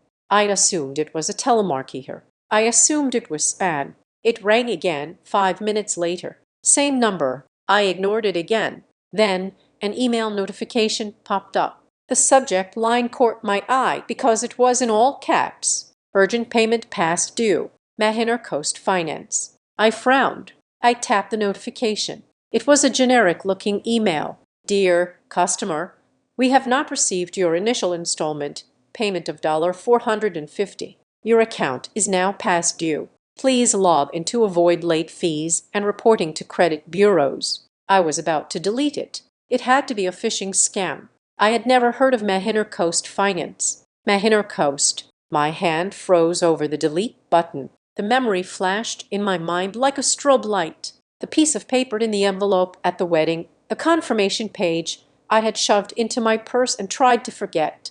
Mahiner Coast Vacation Club and Loban's video Mahiner Coast Club. A cold dread pulled in my stomach. It was impossible. It had to be a coincidence. Scammers got names from data breaches all the time. But the dread wouldn't leave. It sat there cold and heavy. I looked at Caleb. He was inside watching a baseball game on the hotel television. "I need to check something," I mumbled, mostly to myself. I opened the app store. I downloaded a credit monitoring app. I had deleted it months ago because my score was perfect and I didn't need the clutter. My fingers shook as I typed in my social security number. I waited for the two-factor authentication code. It felt like it took an hour. The app loaded. The dashboard appeared. I gasped. The sound was involuntary. A sharp intake of air that sounded like I had been punched. My score, usually a pristine 780, had dropped. It hadn't plummeted yet. The late payment was likely too fresh to hit the bureaus fully. But there was a red flag notification at the top of the screen. New account alert. I tapped it. Mahiner Coast Lending Services. Opened May 15th. Credit limit $30,000. Balance $25,000. I stared at the numbers. They danced before my eyes. $25,000. I clicked on the account details. Primary account holder, Violet M. Jenkins. Address on file, 2 Oakwood Lane, Cleveland, Ohio. That was my parents' address. The world tilted on its axis. The humidity of the Puerto Rican night suddenly felt suffocating. I couldn't breathe. I remembered the text from Diane weeks ago. "Send me your full info, legal name, birth date, current address. I want to put you down as the destination contact." I had given it to her. I had handed her the weapon, loaded the chamber, and pressed the barrel to my own temple. They hadn't just used my name as a guarantor. They had opened a credit line in my name. They had used my stellar credit history, the one I had built by eating ramen and driving a beat-up sedan for a decade, to finance their luxury vacation. The paperwork in the wedding envelope wasn't a mistake. It was a receipt. It was a torrent. Or maybe Diane was so delusional she thought that by putting the receipt in the card she had informed me, and therefore I had consented. I stood up. The chair scraped loudly against the stone balcony floor. "Violet," Caleb called out. I walked into the room. My face must have been pale because Caleb stood up immediately. "What is it?" he asked. "Who died?" "Nobody died," I said. My voice was eerily calm. It was the calm of a person who has just realized that the house isn't just on fire. The arsonist is standing in the driveway holding the gas can. I showed him the phone. "Look at the address." I said. "Look at the balance." Caleb took the phone. He read the screen. He squinted. Then his eyes went wide. Is this the Hawaii trip?" he asked. "Yes," I said. "They put it in your name." "Yes," without asking me. "Yes." Caleb looked at me. The anger that had been simmering in him since the wedding exploded. His face turned red. "That is fraud, Violet. That is a felony." I walked over to the minibar. I opened a bottle of water and drank it in one long gulp. My hands were shaking, but my mind was sharpening. The fog of hurt feelings was gone. The emotional confusion was gone. Sadness is for people who have lost something they can get back. I had lost my parents a long time ago. I just hadn't admitted it. This wasn't loss. This was theft. I remembered the empty chairs. I remembered the text message. "We will celebrate later." They weren't celebrating. They were spending my money. They were drinking cocktails on my credit. They were lecturing the world on mental wealth while stealing my actual wealth. I looked at my husband. Hawaii wasn't a vacation. I said it was a transaction. They didn't skip the wedding because they didn't care. They skipped the wedding because they had a closing appointment to sign papers and they needed to be there in person to forge my signature. Caleb slammed the phone down on the bed. "We are calling the police," he said. "Right now." "No," I said. I picked up the phone. I looked at the red numbers on the screen. "Not yet," I said. "We are in Puerto Rico. We cannot do anything from here except ruin the last 2 days of our trip." I turned the phone off. I walked over to the safe and put it back inside. I punched in the code. The lock clicked shut with a satisfying finality. "Violet," Caleb asked, confused. What are you doing? I'm going to finish my honeymoon. I said, I am going to swim in the ocean. I am going to eat mafongo. I am going to sleep next to you. I turned to him. My eyes were dry. My heart was cold. And when we get back, I said, I am not going to call the police. I'm going to call a lawyer. And then I am going to burn their entire world to the ground. Caleb looked at me. He saw the shift. He saw that the woman who apologized to coffee tables was dead. Okay, he said. Okay. I walked out onto the balcony and looked at the ocean. It was dark, vast, and indifferent, just like my mother. Enjoy the resort.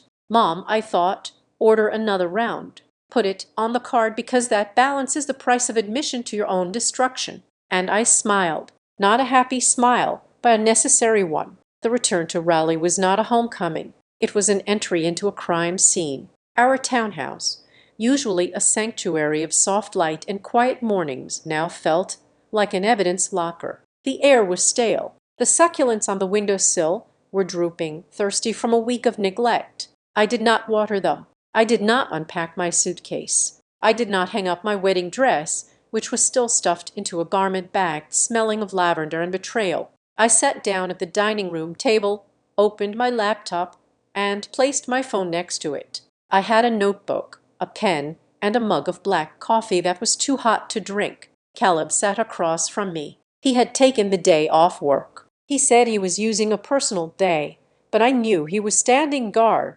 He was afraid that if left alone, I might drive to Ohio and set something on fire. He was wrong. I was past arson. I was into demolition, and demolition requires blueprints. I dialed the customer service number for Mahiner Coast Lending Services. The hold music was a cheerful tropical ukulele tune that made my teeth ache. I waited for 12 minutes when a representative finally answered.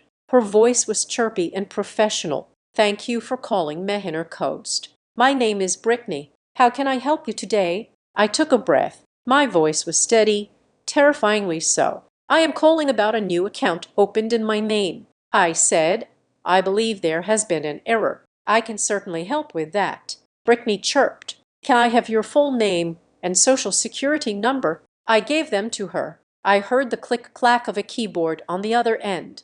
Okay, MS. Jenkins. I see the account here. It looks like everything is active. The first payment was due on the 1st of the month, which is why you received the notification. We can process that over the phone if you like. I do not want to process a payment. I said, I want to verify the details of the account. Can you tell me the billing address on file? Sure, she said. It is 1402 Oakwood Lane, Cleveland, Ohio. The address I grew up in, the house where I learned to walk on eggshells, and who is listed as the authorized contact. I asked, I have a Diane W. listed here. She said, Diane W., not Diane Whittaker, just Diane W.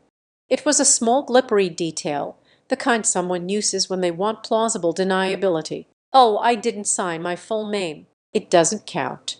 And the account origination date, I asked, my pen hovering over the notebook. May, Brittany said. I wrote it down. May 15th. That was 9 days before my wedding.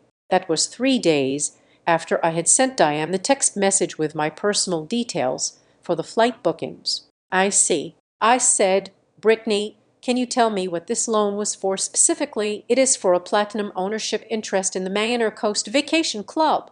She recited a floating week biannual usage with the deed property located in Maui. A deed. They had bought real estate, or at least the timeshare version of it. Is there a digital signature on file? I asked. Yes, ma'am. It was signed via DocuSign on May 15th at 4:30 in the afternoon. I looked at the calendar on the wall. On May 15th at 4:30 in the afternoon, I was in a Zoom meeting with my marketing team in Minneapolis. I had 3 witnesses who could prove I was nowhere near a document signing platform. Thank you, Brittany. I said, I need to dispute this account as fraudulent. I did not open it. I did not sign for it. There was a pause. The chirpiness vanished from Brittany's voice, replaced by a guarded corporate tone. I can mark the account for investigation. MS. Jenkins. But since the address matches a known previous address on your credit file and the consigners share your last name, well,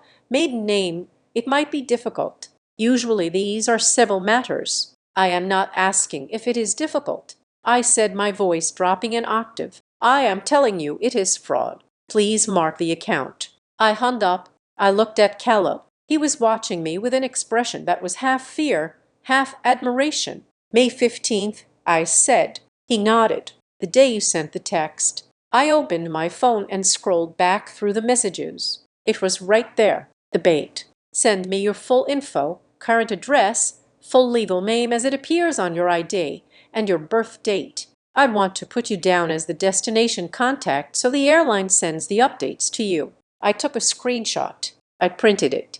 Then I printed the email confirmation from the wedding envelope, the one I had almost thrown away. I placed them side by side on the table. The timeline was absolute. May 12th, Diane asks for info. May 15th, account opened using that info. May 21st, they arrive in Hawaii to close the deal. May 24th, my wedding. They didn't skip the wedding because of mental health. They didn't skip it because of scheduling conflicts. They skipped it because the closing appointment for the timeshare was set for that week in Hawaii, and they needed to be there in person to sign their half of the papers while using my credit to float the loan. The phrase Hawaii trip, already booked, took on a sickening new meaning. It wasn't a vacation booking. It was a closing date. I felt a surge of bile in my throat, but I swallowed it. What do we do? I asked Caleb. Do we go there? Do I call her? Caleb reached across the table and put his hand on my wrist. His grip was firm. No, he said. You do not call her. Why? I demanded. I want to hear her lie. I want to hear her try to explain this because if you call her, she will gaslight you. Caleb said. She will cry. She will say it was a misunderstanding. She will say they did it for the family inheritance. She will spin you in circles until you are apologizing to her for having a credit score. He was right. I knew he was right. We do this the right way. Caleb continued. We do this with paper. We freeze the credit. We file the police report. We get a lawyer. We build a wall of evidence so high they cannot climb over it. I nodded. Okay, I said the right way. We spent the next 2 hours locking down my financial life. We placed freezes on Equifax, Experian, and TransUnion. We set up fraud alerts. Every click of the mouse felt like I was turning a key in a lock, shutting them out one door at a time. That afternoon, I had an appointment with a consumer protection attorney named Sarah. She was recommended by a friend of Caleb's. Her office was small, smelling of stale coffee and legal pads, but she had eyes like a shark. I laid everything out on her desk, the screenshots, the band notes, the timeline. She looked it over in silence for 5 minutes. Then she took off her glasses and looked at me. This is not a family dispute, Violet, she said. This is identity theft, pure and simple. But they are my parents. I said, the old guilt flaring up. It does not matter if they are the Pope. Sarah said, they used your personal identifying information to secure a line of credit without your consent.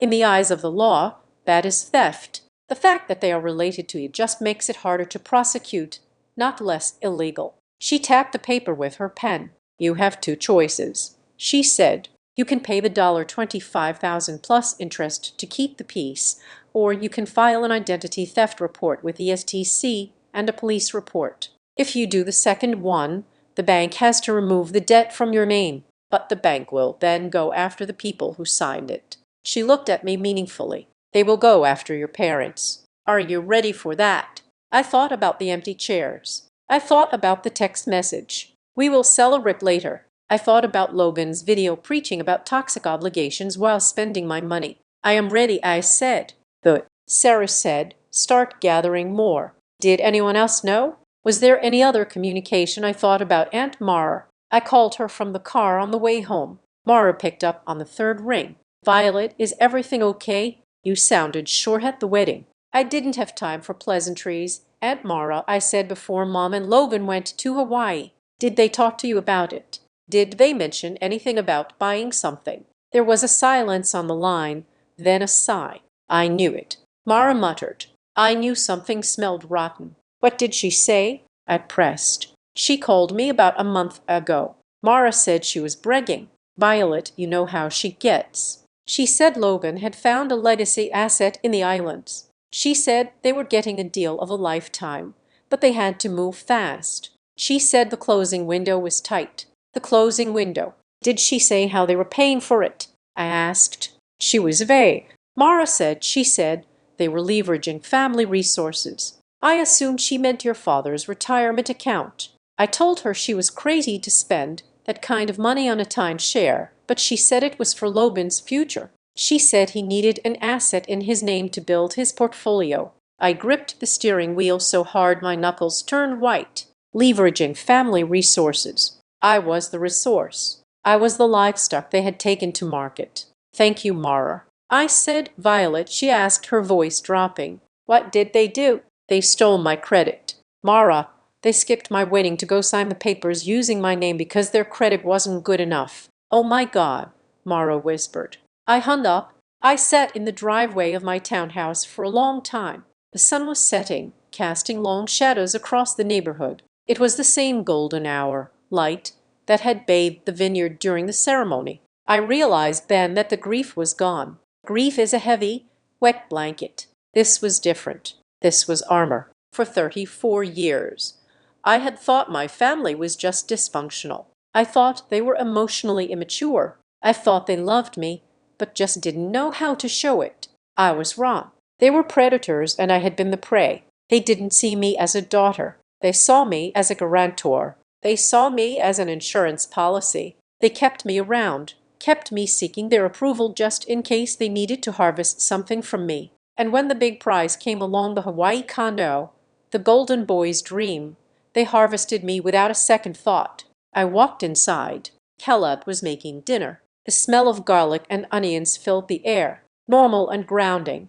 I sat down at the table. I opened my laptop. I navigated to the Federal Trade Commission's identity theft portal. I filled out the affidavit. Name Violet Murray Jenkins. Suspects Diane Whittaker, Logan Whittaker. Relationship to victim mother. I typed in the details. I uploaded the screenshots. I uploaded the statement from the bank. My finger hovered over the submit button. It was a small button, a harmless gray rectangle, but I knew what it was. It was the pin of a grenade. Once I pulled it, there was no putting it back. The explosion would be total. It would destroy the facade of the happy Whittaker family forever. It would likely send police to my parents' door. It would ruin Loban's reputation. I thought about calling them one last time. I thought about asking for an explanation. Then I remembered the check for $500.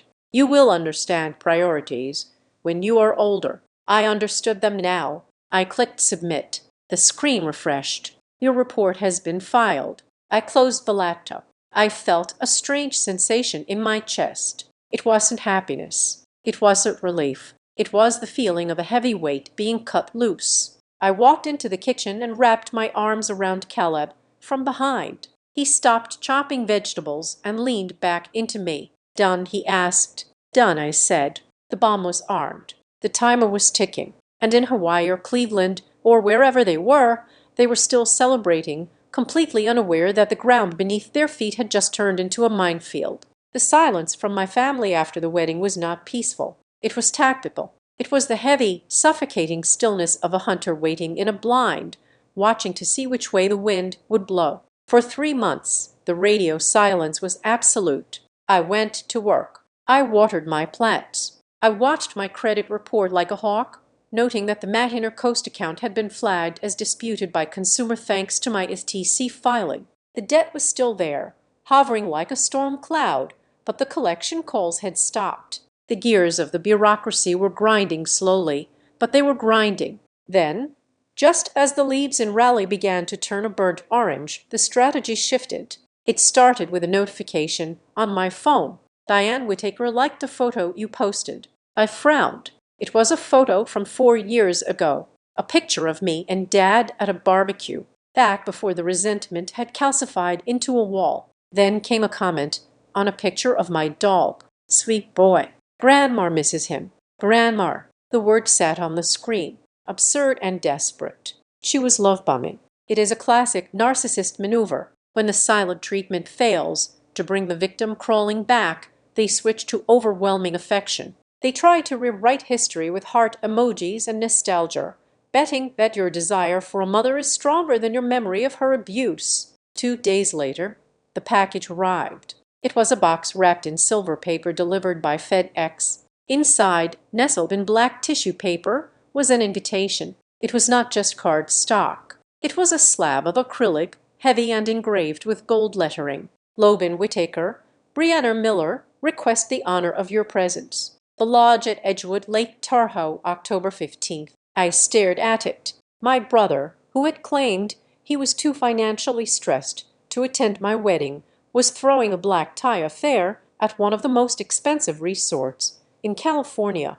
Brianna, I vaguely remembered her. She was a quiet, pretty girl he had been dating on and off for a year. I wondered if she knew that her future husband financed his vacations by identity theft. My phone rang almost immediately after the package was marked delivered. It was Diane. I looked at Caleb. He was sitting on the couch reading a book. He saw the caller ID and raised an eyebrow. Answer it, he said softly. Let's see what the pitch is. I put it on speaker. Violet Diane's voice chirped bright and breathless. Did you get the mail? I got it, Mom. I said, oh, good. Isn't it stunning? Brianna has such taste. Look, honey, I know things have been strained, but this is a fresh start, a new chapter. She paused, waiting for me to agree. When I didn't, she plowed on. We want you there, Violet. We need the whole family together. It is time for healing. We have all been under so much pressure, and I think a weekend in the mountains is exactly what we need to reconnect.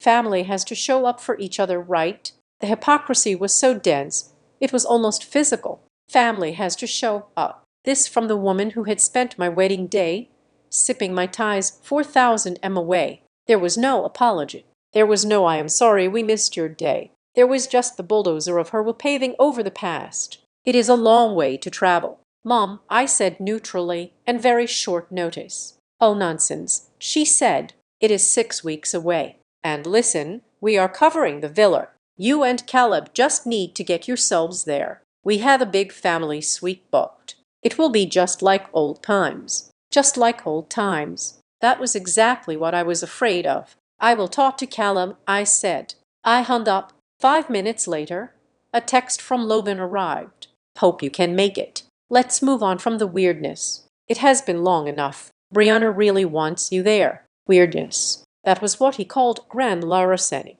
Weirdness. I kicked up the invitation again.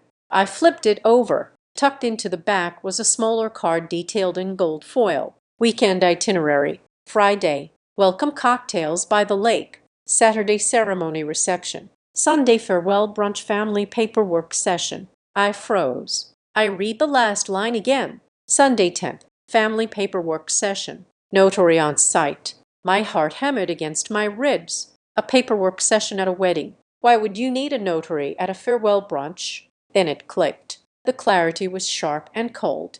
The bank. I had disputed the debt. I had frozen my credit. The bank was likely pressuring them. They couldn't refinance, or perhaps they couldn't make a modification to the loan because the primary guarantor me was flagging the account. They needed a signature, a real wet ink notarized signature to validate the fraudulent digital one they had faked in May. They didn't want me there for healing. They wanted me there because they needed my hand to hold a pen. They needed to entrap me in a room with a notary public and guilt-trip me into signing a document that would make the debt legally mine, retroactive to the purchase date. They were luring me into a legal ambush. I looked at Caleb. Lebek Sunday, I said, handing him the card. He read it. He let out a low whistle. A notary, he said. They are not even trying to hide it. They think I'm stupid.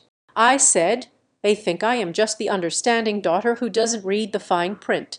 I felt a cold rage settle over me. It was different from the hot anger of the honeymoon. This was strategic. I'm going to call her back, I said. I dialed Diane. She picked up on the first ring. Eager. Did you check the flight? She asked. I have a question about the itinerary. Mom, I said. Oh, what is the family paperwork session on Sunday? There was a pause, a hesitation that lasted exactly 2 seconds. Oh, that she said, her voice going up an octave. It is just some boring administrative stuff. You know, estate planning. Dad and I are updating our wills. And since we are all together, we thought we would just get everything signed to protect you kids."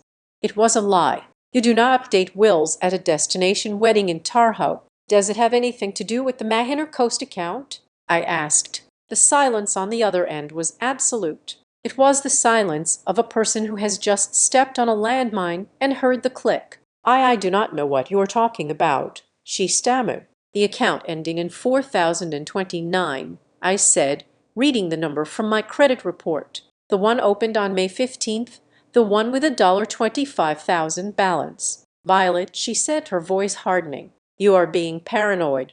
Does the paperwork on Sunday require me to sign as a guarantor?" I asked because I see my name is already on the loan. "Mom, I saw the credit report." She let out a sharp breath. The sweet mom act evaporated instantly. "Listen to me," she snapped. "We made a financial decision for the family. You have excellent credit. You are not using it. Logan needed a boost to get the asset. It is a legacy asset, Violet. It will be yours one day, too. We just need you to sign the ratification so the bank stops sending these ridiculous letters. It is a formality." "A formality," I repeated. "You committed fraud." "I did what I had to do," she yelled. Her voice cracked. "You were so obsessed with your wedding.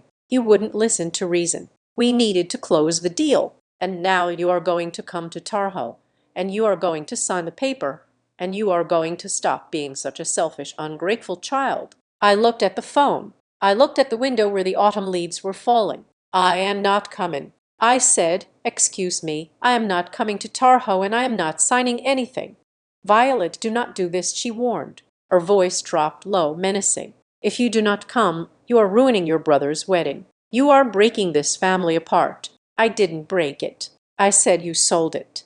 Logan's voice suddenly came onto the line. He must have been listening in the room. "Violet, stop the drama," he barked. "Just get on the plane. It is one signature. If you do not sign it, the rate jumps up and we lose the preferred status. Do not be about this." I closed my eyes. I thought about the little girl who used to wait by the window for them to come home. I thought about the woman who stood alone at the altar. "I am not coming." I said again, "You are spiteful." Diane hissed. "You are jealous because Logan is happy. You are immature and petty."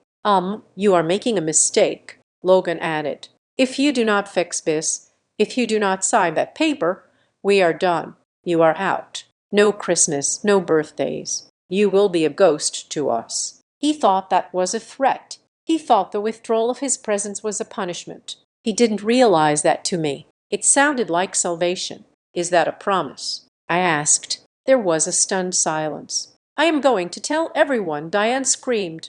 "I am going to tell the aunts. I am going to tell the cousins. I will tell them you abandoned your brother on his wedding day. I will tell them you are mentally unstable. I will destroy your reputation. Violet, do not test me." I gripped the phone. My hand was steady. My voice was steady. "Go ahead," I said. "Tell them. You think I won't?" She challenged. "I know you will." I said, "You can tell them whatever story you want, Mom. You can tell them I'm crazy. You can tell them I am cruel." I took a deep breath. But this time I said, my voice cutting through the static, "I have the paperwork," what she whispered. "I have the timeline," I said. "I have the bank records. I have the IP logs. And I have the FTC filing number." "FTC." Logan's voice wavered. "So tell your story," I said. "But make sure it matches the evidence, because if you lie about me one more time, I will release every single page I have." "Violet," Diane started, her voice suddenly frantic. "Not this time," I said. I didn't wait for her response. I didn't wait for the backpedaling or the tears. I hit the red button. The call ended. The room was silent. I looked at Calla. He was smiling. It was a fierce, proud smile. "You did it," he said. I looked at the invitation on the table. The gold foil shimmered in the light. "Request the honor of your presence." I picked it up. I walked over to the trash can in the kitchen.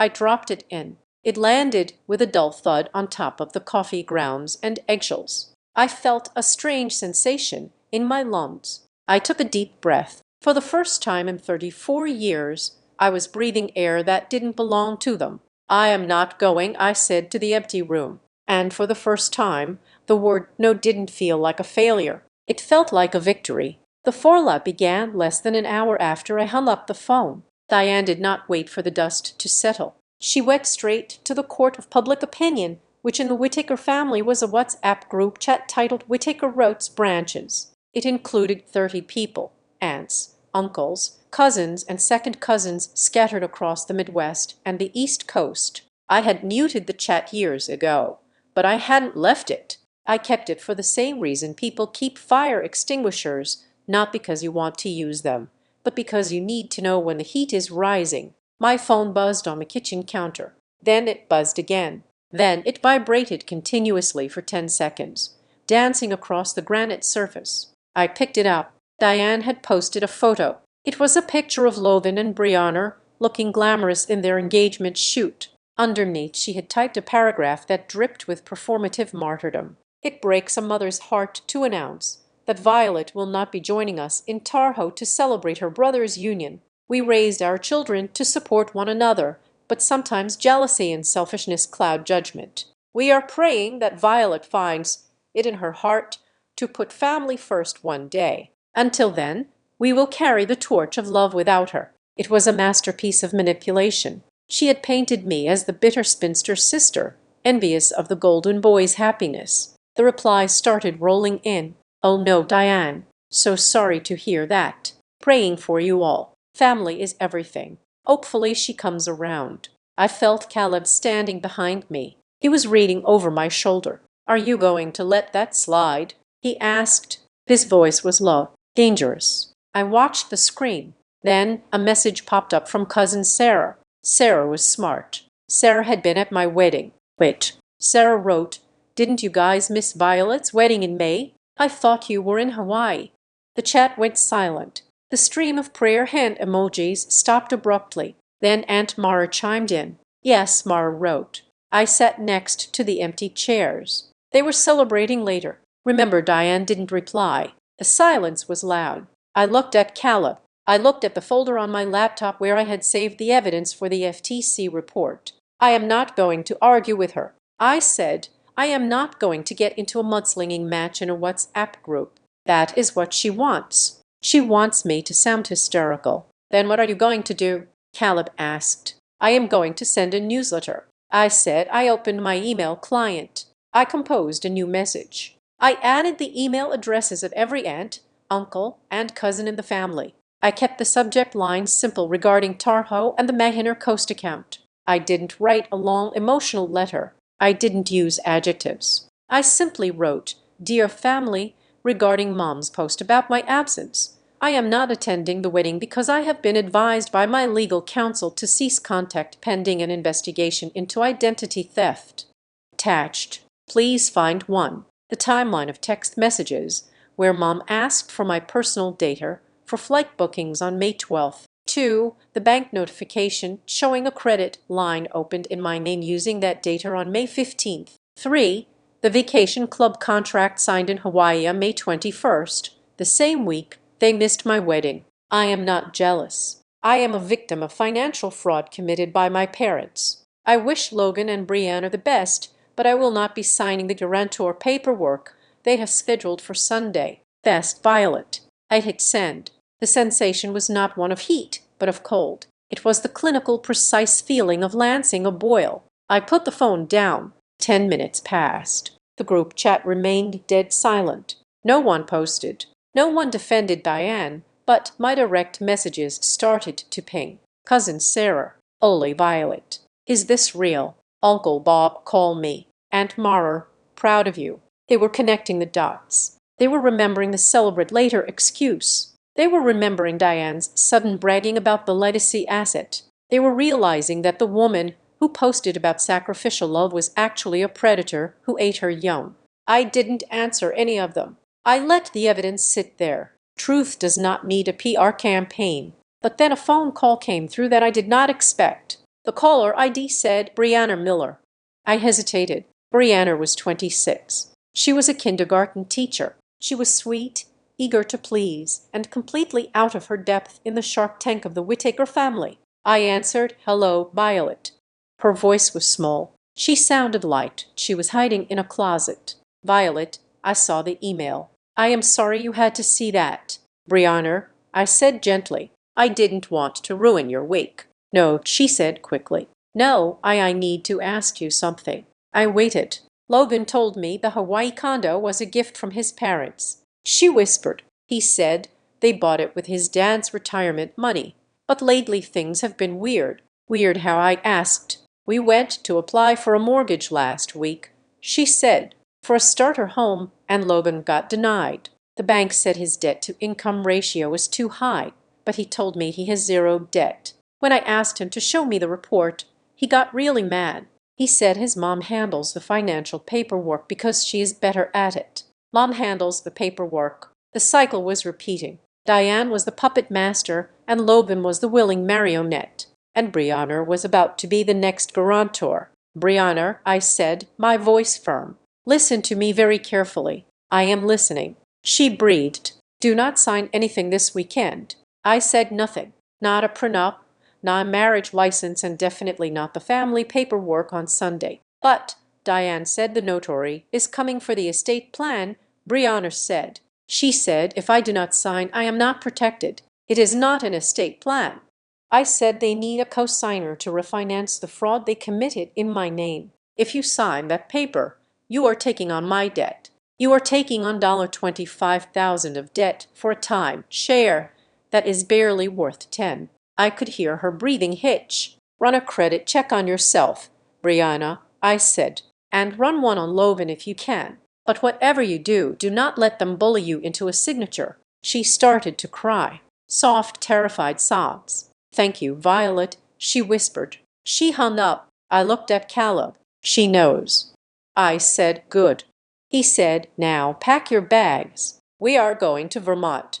We left the next morning while the Whittaker family was converging on Lake Tahoe for a weekend of high-stakes drama. Caleb and I drove north. We rented a small cabin in the Green Mountains. There was no cell service unless you stood on the roof. Friday passed in a blur of red and gold leaves. We hiked. We ate apple cider donuts. We sat by a fire and read books. It was the honeymoon we should have had, stripped of the anxiety of checking notifications. But while we were watching the mist rise off a pond in Vermont, the bomb I had planted in the FTC database finally detonated in California. I didn't know the details until later, pieced together from a frantic voicemail log and a chaotic text from cousin Sarah. But the timeline was reconstructible. On Saturday morning, the day of the wedding, the fraud investigation unit from the bank made their move because I had filed a formal identity theft report. The bank was legally required to aggressively pursue the perpetrators to recover their loss.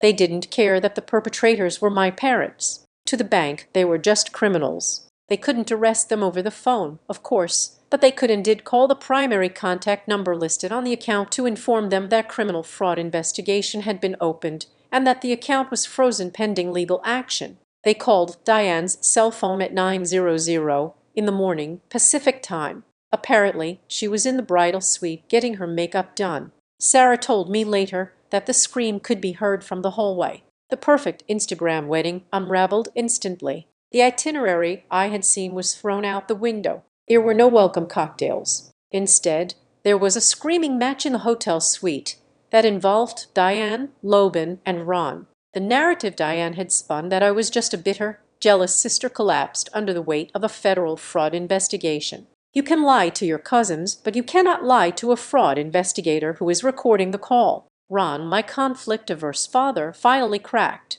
He had spent his life enabling them, thinking he was keeping the peace. Now, facing the prospect of legal fees and a potential criminal record, the peace was gone. The wedding ceremony supposedly happened, but it was grim. Sarah said Brianna walked down the aisle with red, swollen eyes. She didn't look like a blushing bride. She looked like a woman who had just seen a ghost. And when the reception came, the paperwork session scheduled for Sunday was quietly removed from the schedule. The notary was sent home on Sunday evening. Caleb and I drove back into an area with cell service. My phone flooded with notifications, missed calls from Diane, missed calls from Logan, texts from random numbers that were probably flying monkeys sent by my mother. But there was one voicemail that stood out. It was from Ron. I sat in the passenger seat of our car, the heater humming, and I pressed play. Violet, it was my father. His voice was shaking. I had never heard him sound like that.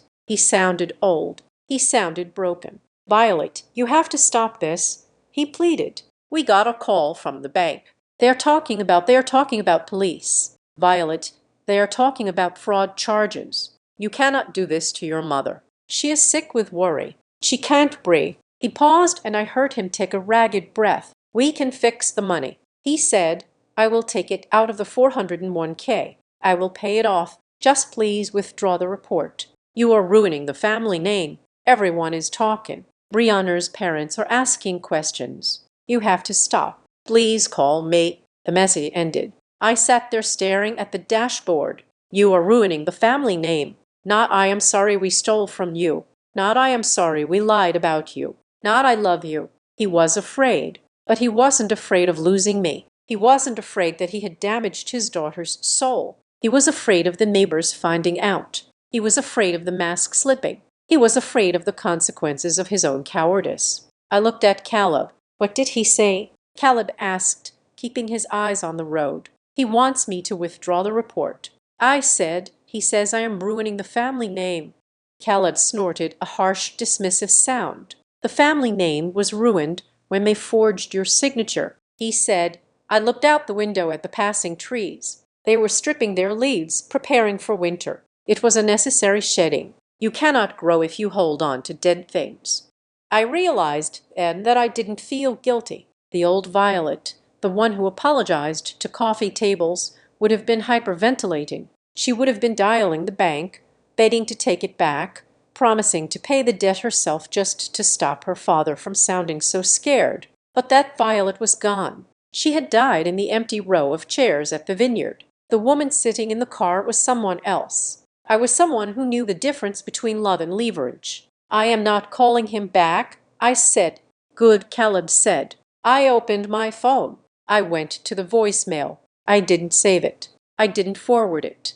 I hit delete. It is too late to stop.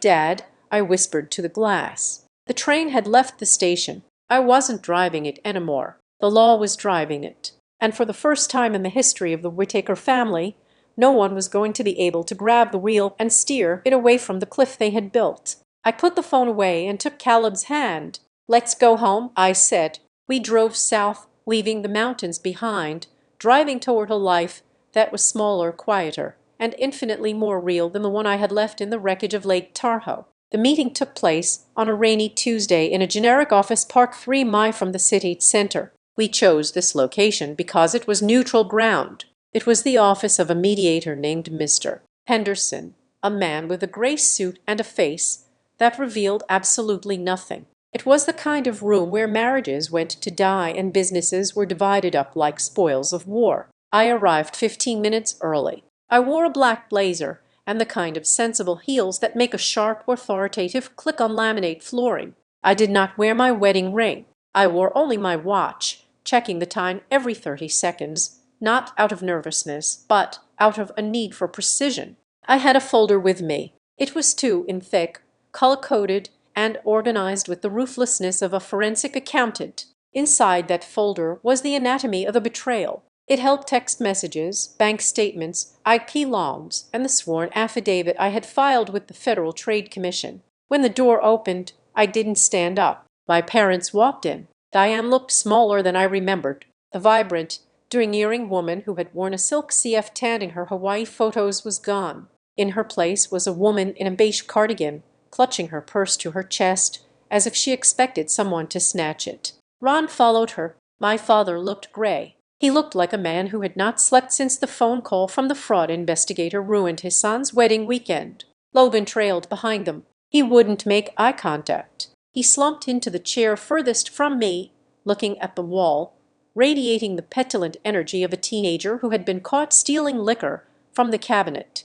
Mr. Henderson cleared his throat. We are here to discuss the outstanding matter regarding the Manor Coast liability and the associated fraud report. He said his voice was dry as dust. Diane spoke first. She didn't look at the mediator. She looked at me. Her eyes filled with tears instantly. It was a performance I had seen 1,000 times. Violet. She trembled.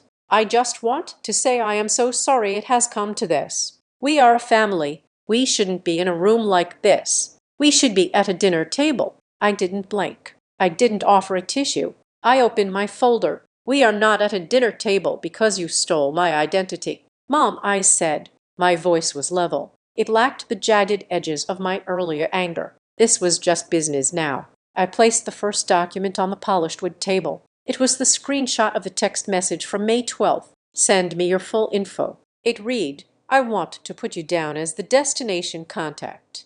You asked for my information under false pretenses. I said, you told me it was for flight updates. I placed the second document down, the bank notification.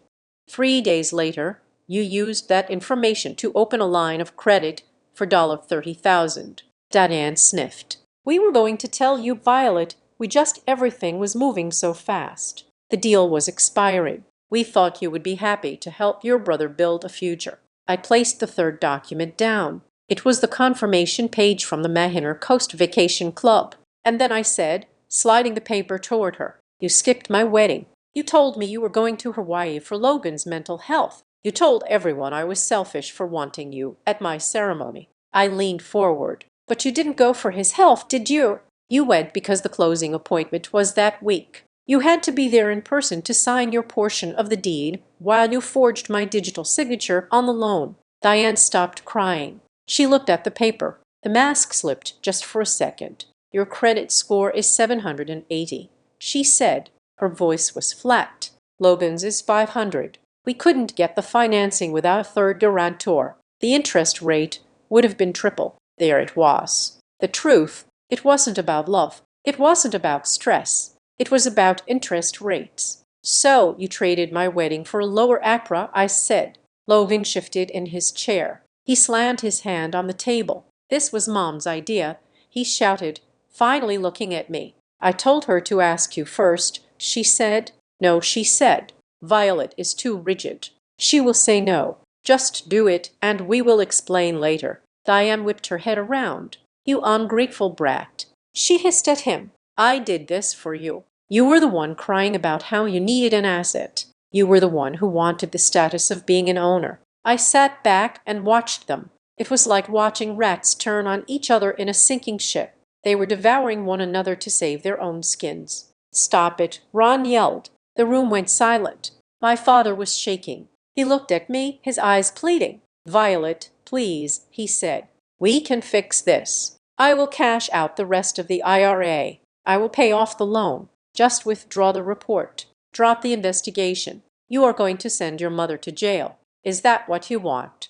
To put your mother in handcuffs? I looked at him. I looked at the man who had spent 34 years asking me to be the bigger person so he wouldn't have to be a stronger husband. I didn't put her in handcuffs. Dad, I said, she put herself there when she committed a felony. I pushed the folder toward the mediator. Here are the terms. I said, Mr. Anderson picked up a document I had prepared with my lawyer. Option A, I recited. You sign this admission of liability. It states that you, Diane and Logan Whittaker, open the account without my knowledge or consent. You accept full legal responsibility for the debt. You agree to a restitution plan with the bank. If you sign this, and the bank accepts the transfer of debt back to you, I will withdraw my cooperation with the criminal investigation. I paused. Option B. You walk out of this room. I keep the fraud alert active. The FTC investigation proceeds. The bank will likely prosecute you for grand larceny to recover their funds, and I will never speak to any of you again. Diane stared at the paper. Her hands were shaking. This will ruin us, she whispered. If we admit to fraud, the bank will close our other accounts. Logan will lose his job if he has a record of financial misconduct. That sounds like a consequence, I said. Not my problem. Diane looked at me. Her eyes narrowed. The sorrow was gone, replaced by the cold, hard narcissism that I knew so well. You are enjoying this, aren't you? She spat. You are enjoying seeing us beg. You think you are so high and mighty. You wait, Violet. You will understand when you are a mother. You will understand that you do whatever it takes to help your child. I felt a chill go down my spine, but I didn't flinch. I hope to be a mother one day, I said softly. And that is exactly why I cannot normalize this. If I have a child, I will teach them that love is not a transaction. I will teach them that stealing from family is not helping. I looked at her. If being a mother means what you think it means, then I never want to be like you. Diane gasped. She looked at Ron. Do something. She shrieked. She is destroying the family. Ron looked at me. He looked at the paper. He looked at his wife. This was his moment. This was the moment where he could finally stand up and say, "No, Diane, she is right. We did this." He looked down at his shoes. "I am sorry, Violet," he mumbled. "We just wanted peace." I stood up. The sound of the chair scraping against the floor was loud and final. "You call this peace, Dad?" I said. "I call it being used." I turned to the mediator. "They have 10 minutes to sign."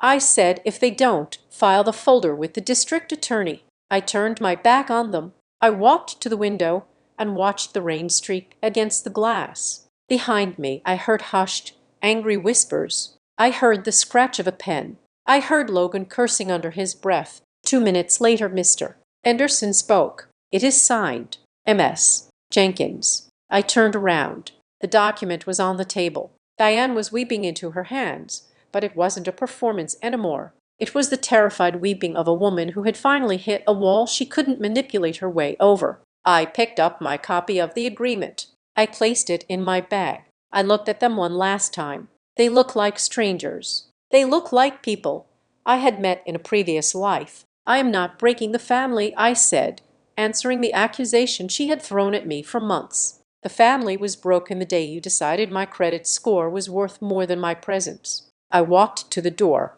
"I just refused to be the doormat you used to cover up the cracks." I said I opened the door and walked out. I didn't look back. I didn't say goodbye. There was no need. We had said goodbye in May. They just hadn't realized it. The lobby was empty. I walked through the glass doors and out into the parking lot. The rain had stopped. The air smelled of wet asphalt and ozone. It was cool and clean. Caleb was leaning against the hood of our car 20 away. He wasn't looking at his phone. He was watching the door, waiting for me. When he saw me, he stood up straighter. He didn't ask, "Did you win?" or "Are you okay?" He just opened his arms. I walked toward him. My legs felt shaky, but my head was clear. I felt lighter. It was a physical sensation, as if a heavy, waterlogged coat had been lifted from my shoulders. I reached him, and he pulled me into a hug. He smelled of rain and safety. "Is it done?" He whispered into my hair. "It is done," I said. They signed. He held me tighter. "I am proud of you," he said. I rested my head on his chest. I listened to the steady rhythmic beat of his heart. It was a real heart, not a performance. I looked back at the office building. I saw a silhouette in the window. It might have been my father. It might have been a reflection. It didn't matter. I realized then that revenge isn't about destroying the other person. It isn't about screaming or fighting or making them hurt as much as you hurt. Revenge is simply refusing to play the game. Revenge is removing your pawns from their board and walking away to play your own game by your own rules. I took Caleb's hand. "Let's go home," I said. We got into the car. As we pulled out of the lot, I watched the rear view mirror. The building shrank. The gray office park faded into the distance. I turned forward. The road ahead was open. The windshield was clear. Diane had been right about one thing. She said I would understand priorities when I was older. I looked at my husband's hand resting on the gear shift. I looked at the road leading back to our quiet house, our plants, and the life we were building brick by honest brick. I understood priorities perfectly now. Some people call manipulation family. They call abuse love. They call theft survival. But when you finally look them in the eye and say, "Not this time," you do not lose a family. You get your life back. And that is a price I would pay 1,000 times over. Thank you so much for listening to this story. I would love to know where you are tuning in from today. Please drop your location in the comments below so we can see how far our community reaches. If you enjoyed this story, please subscribe to the Azad Revenge Stories channel, like this video, and smash that button to help this story get heard by more people. Your support means the world to us. Thanks to all.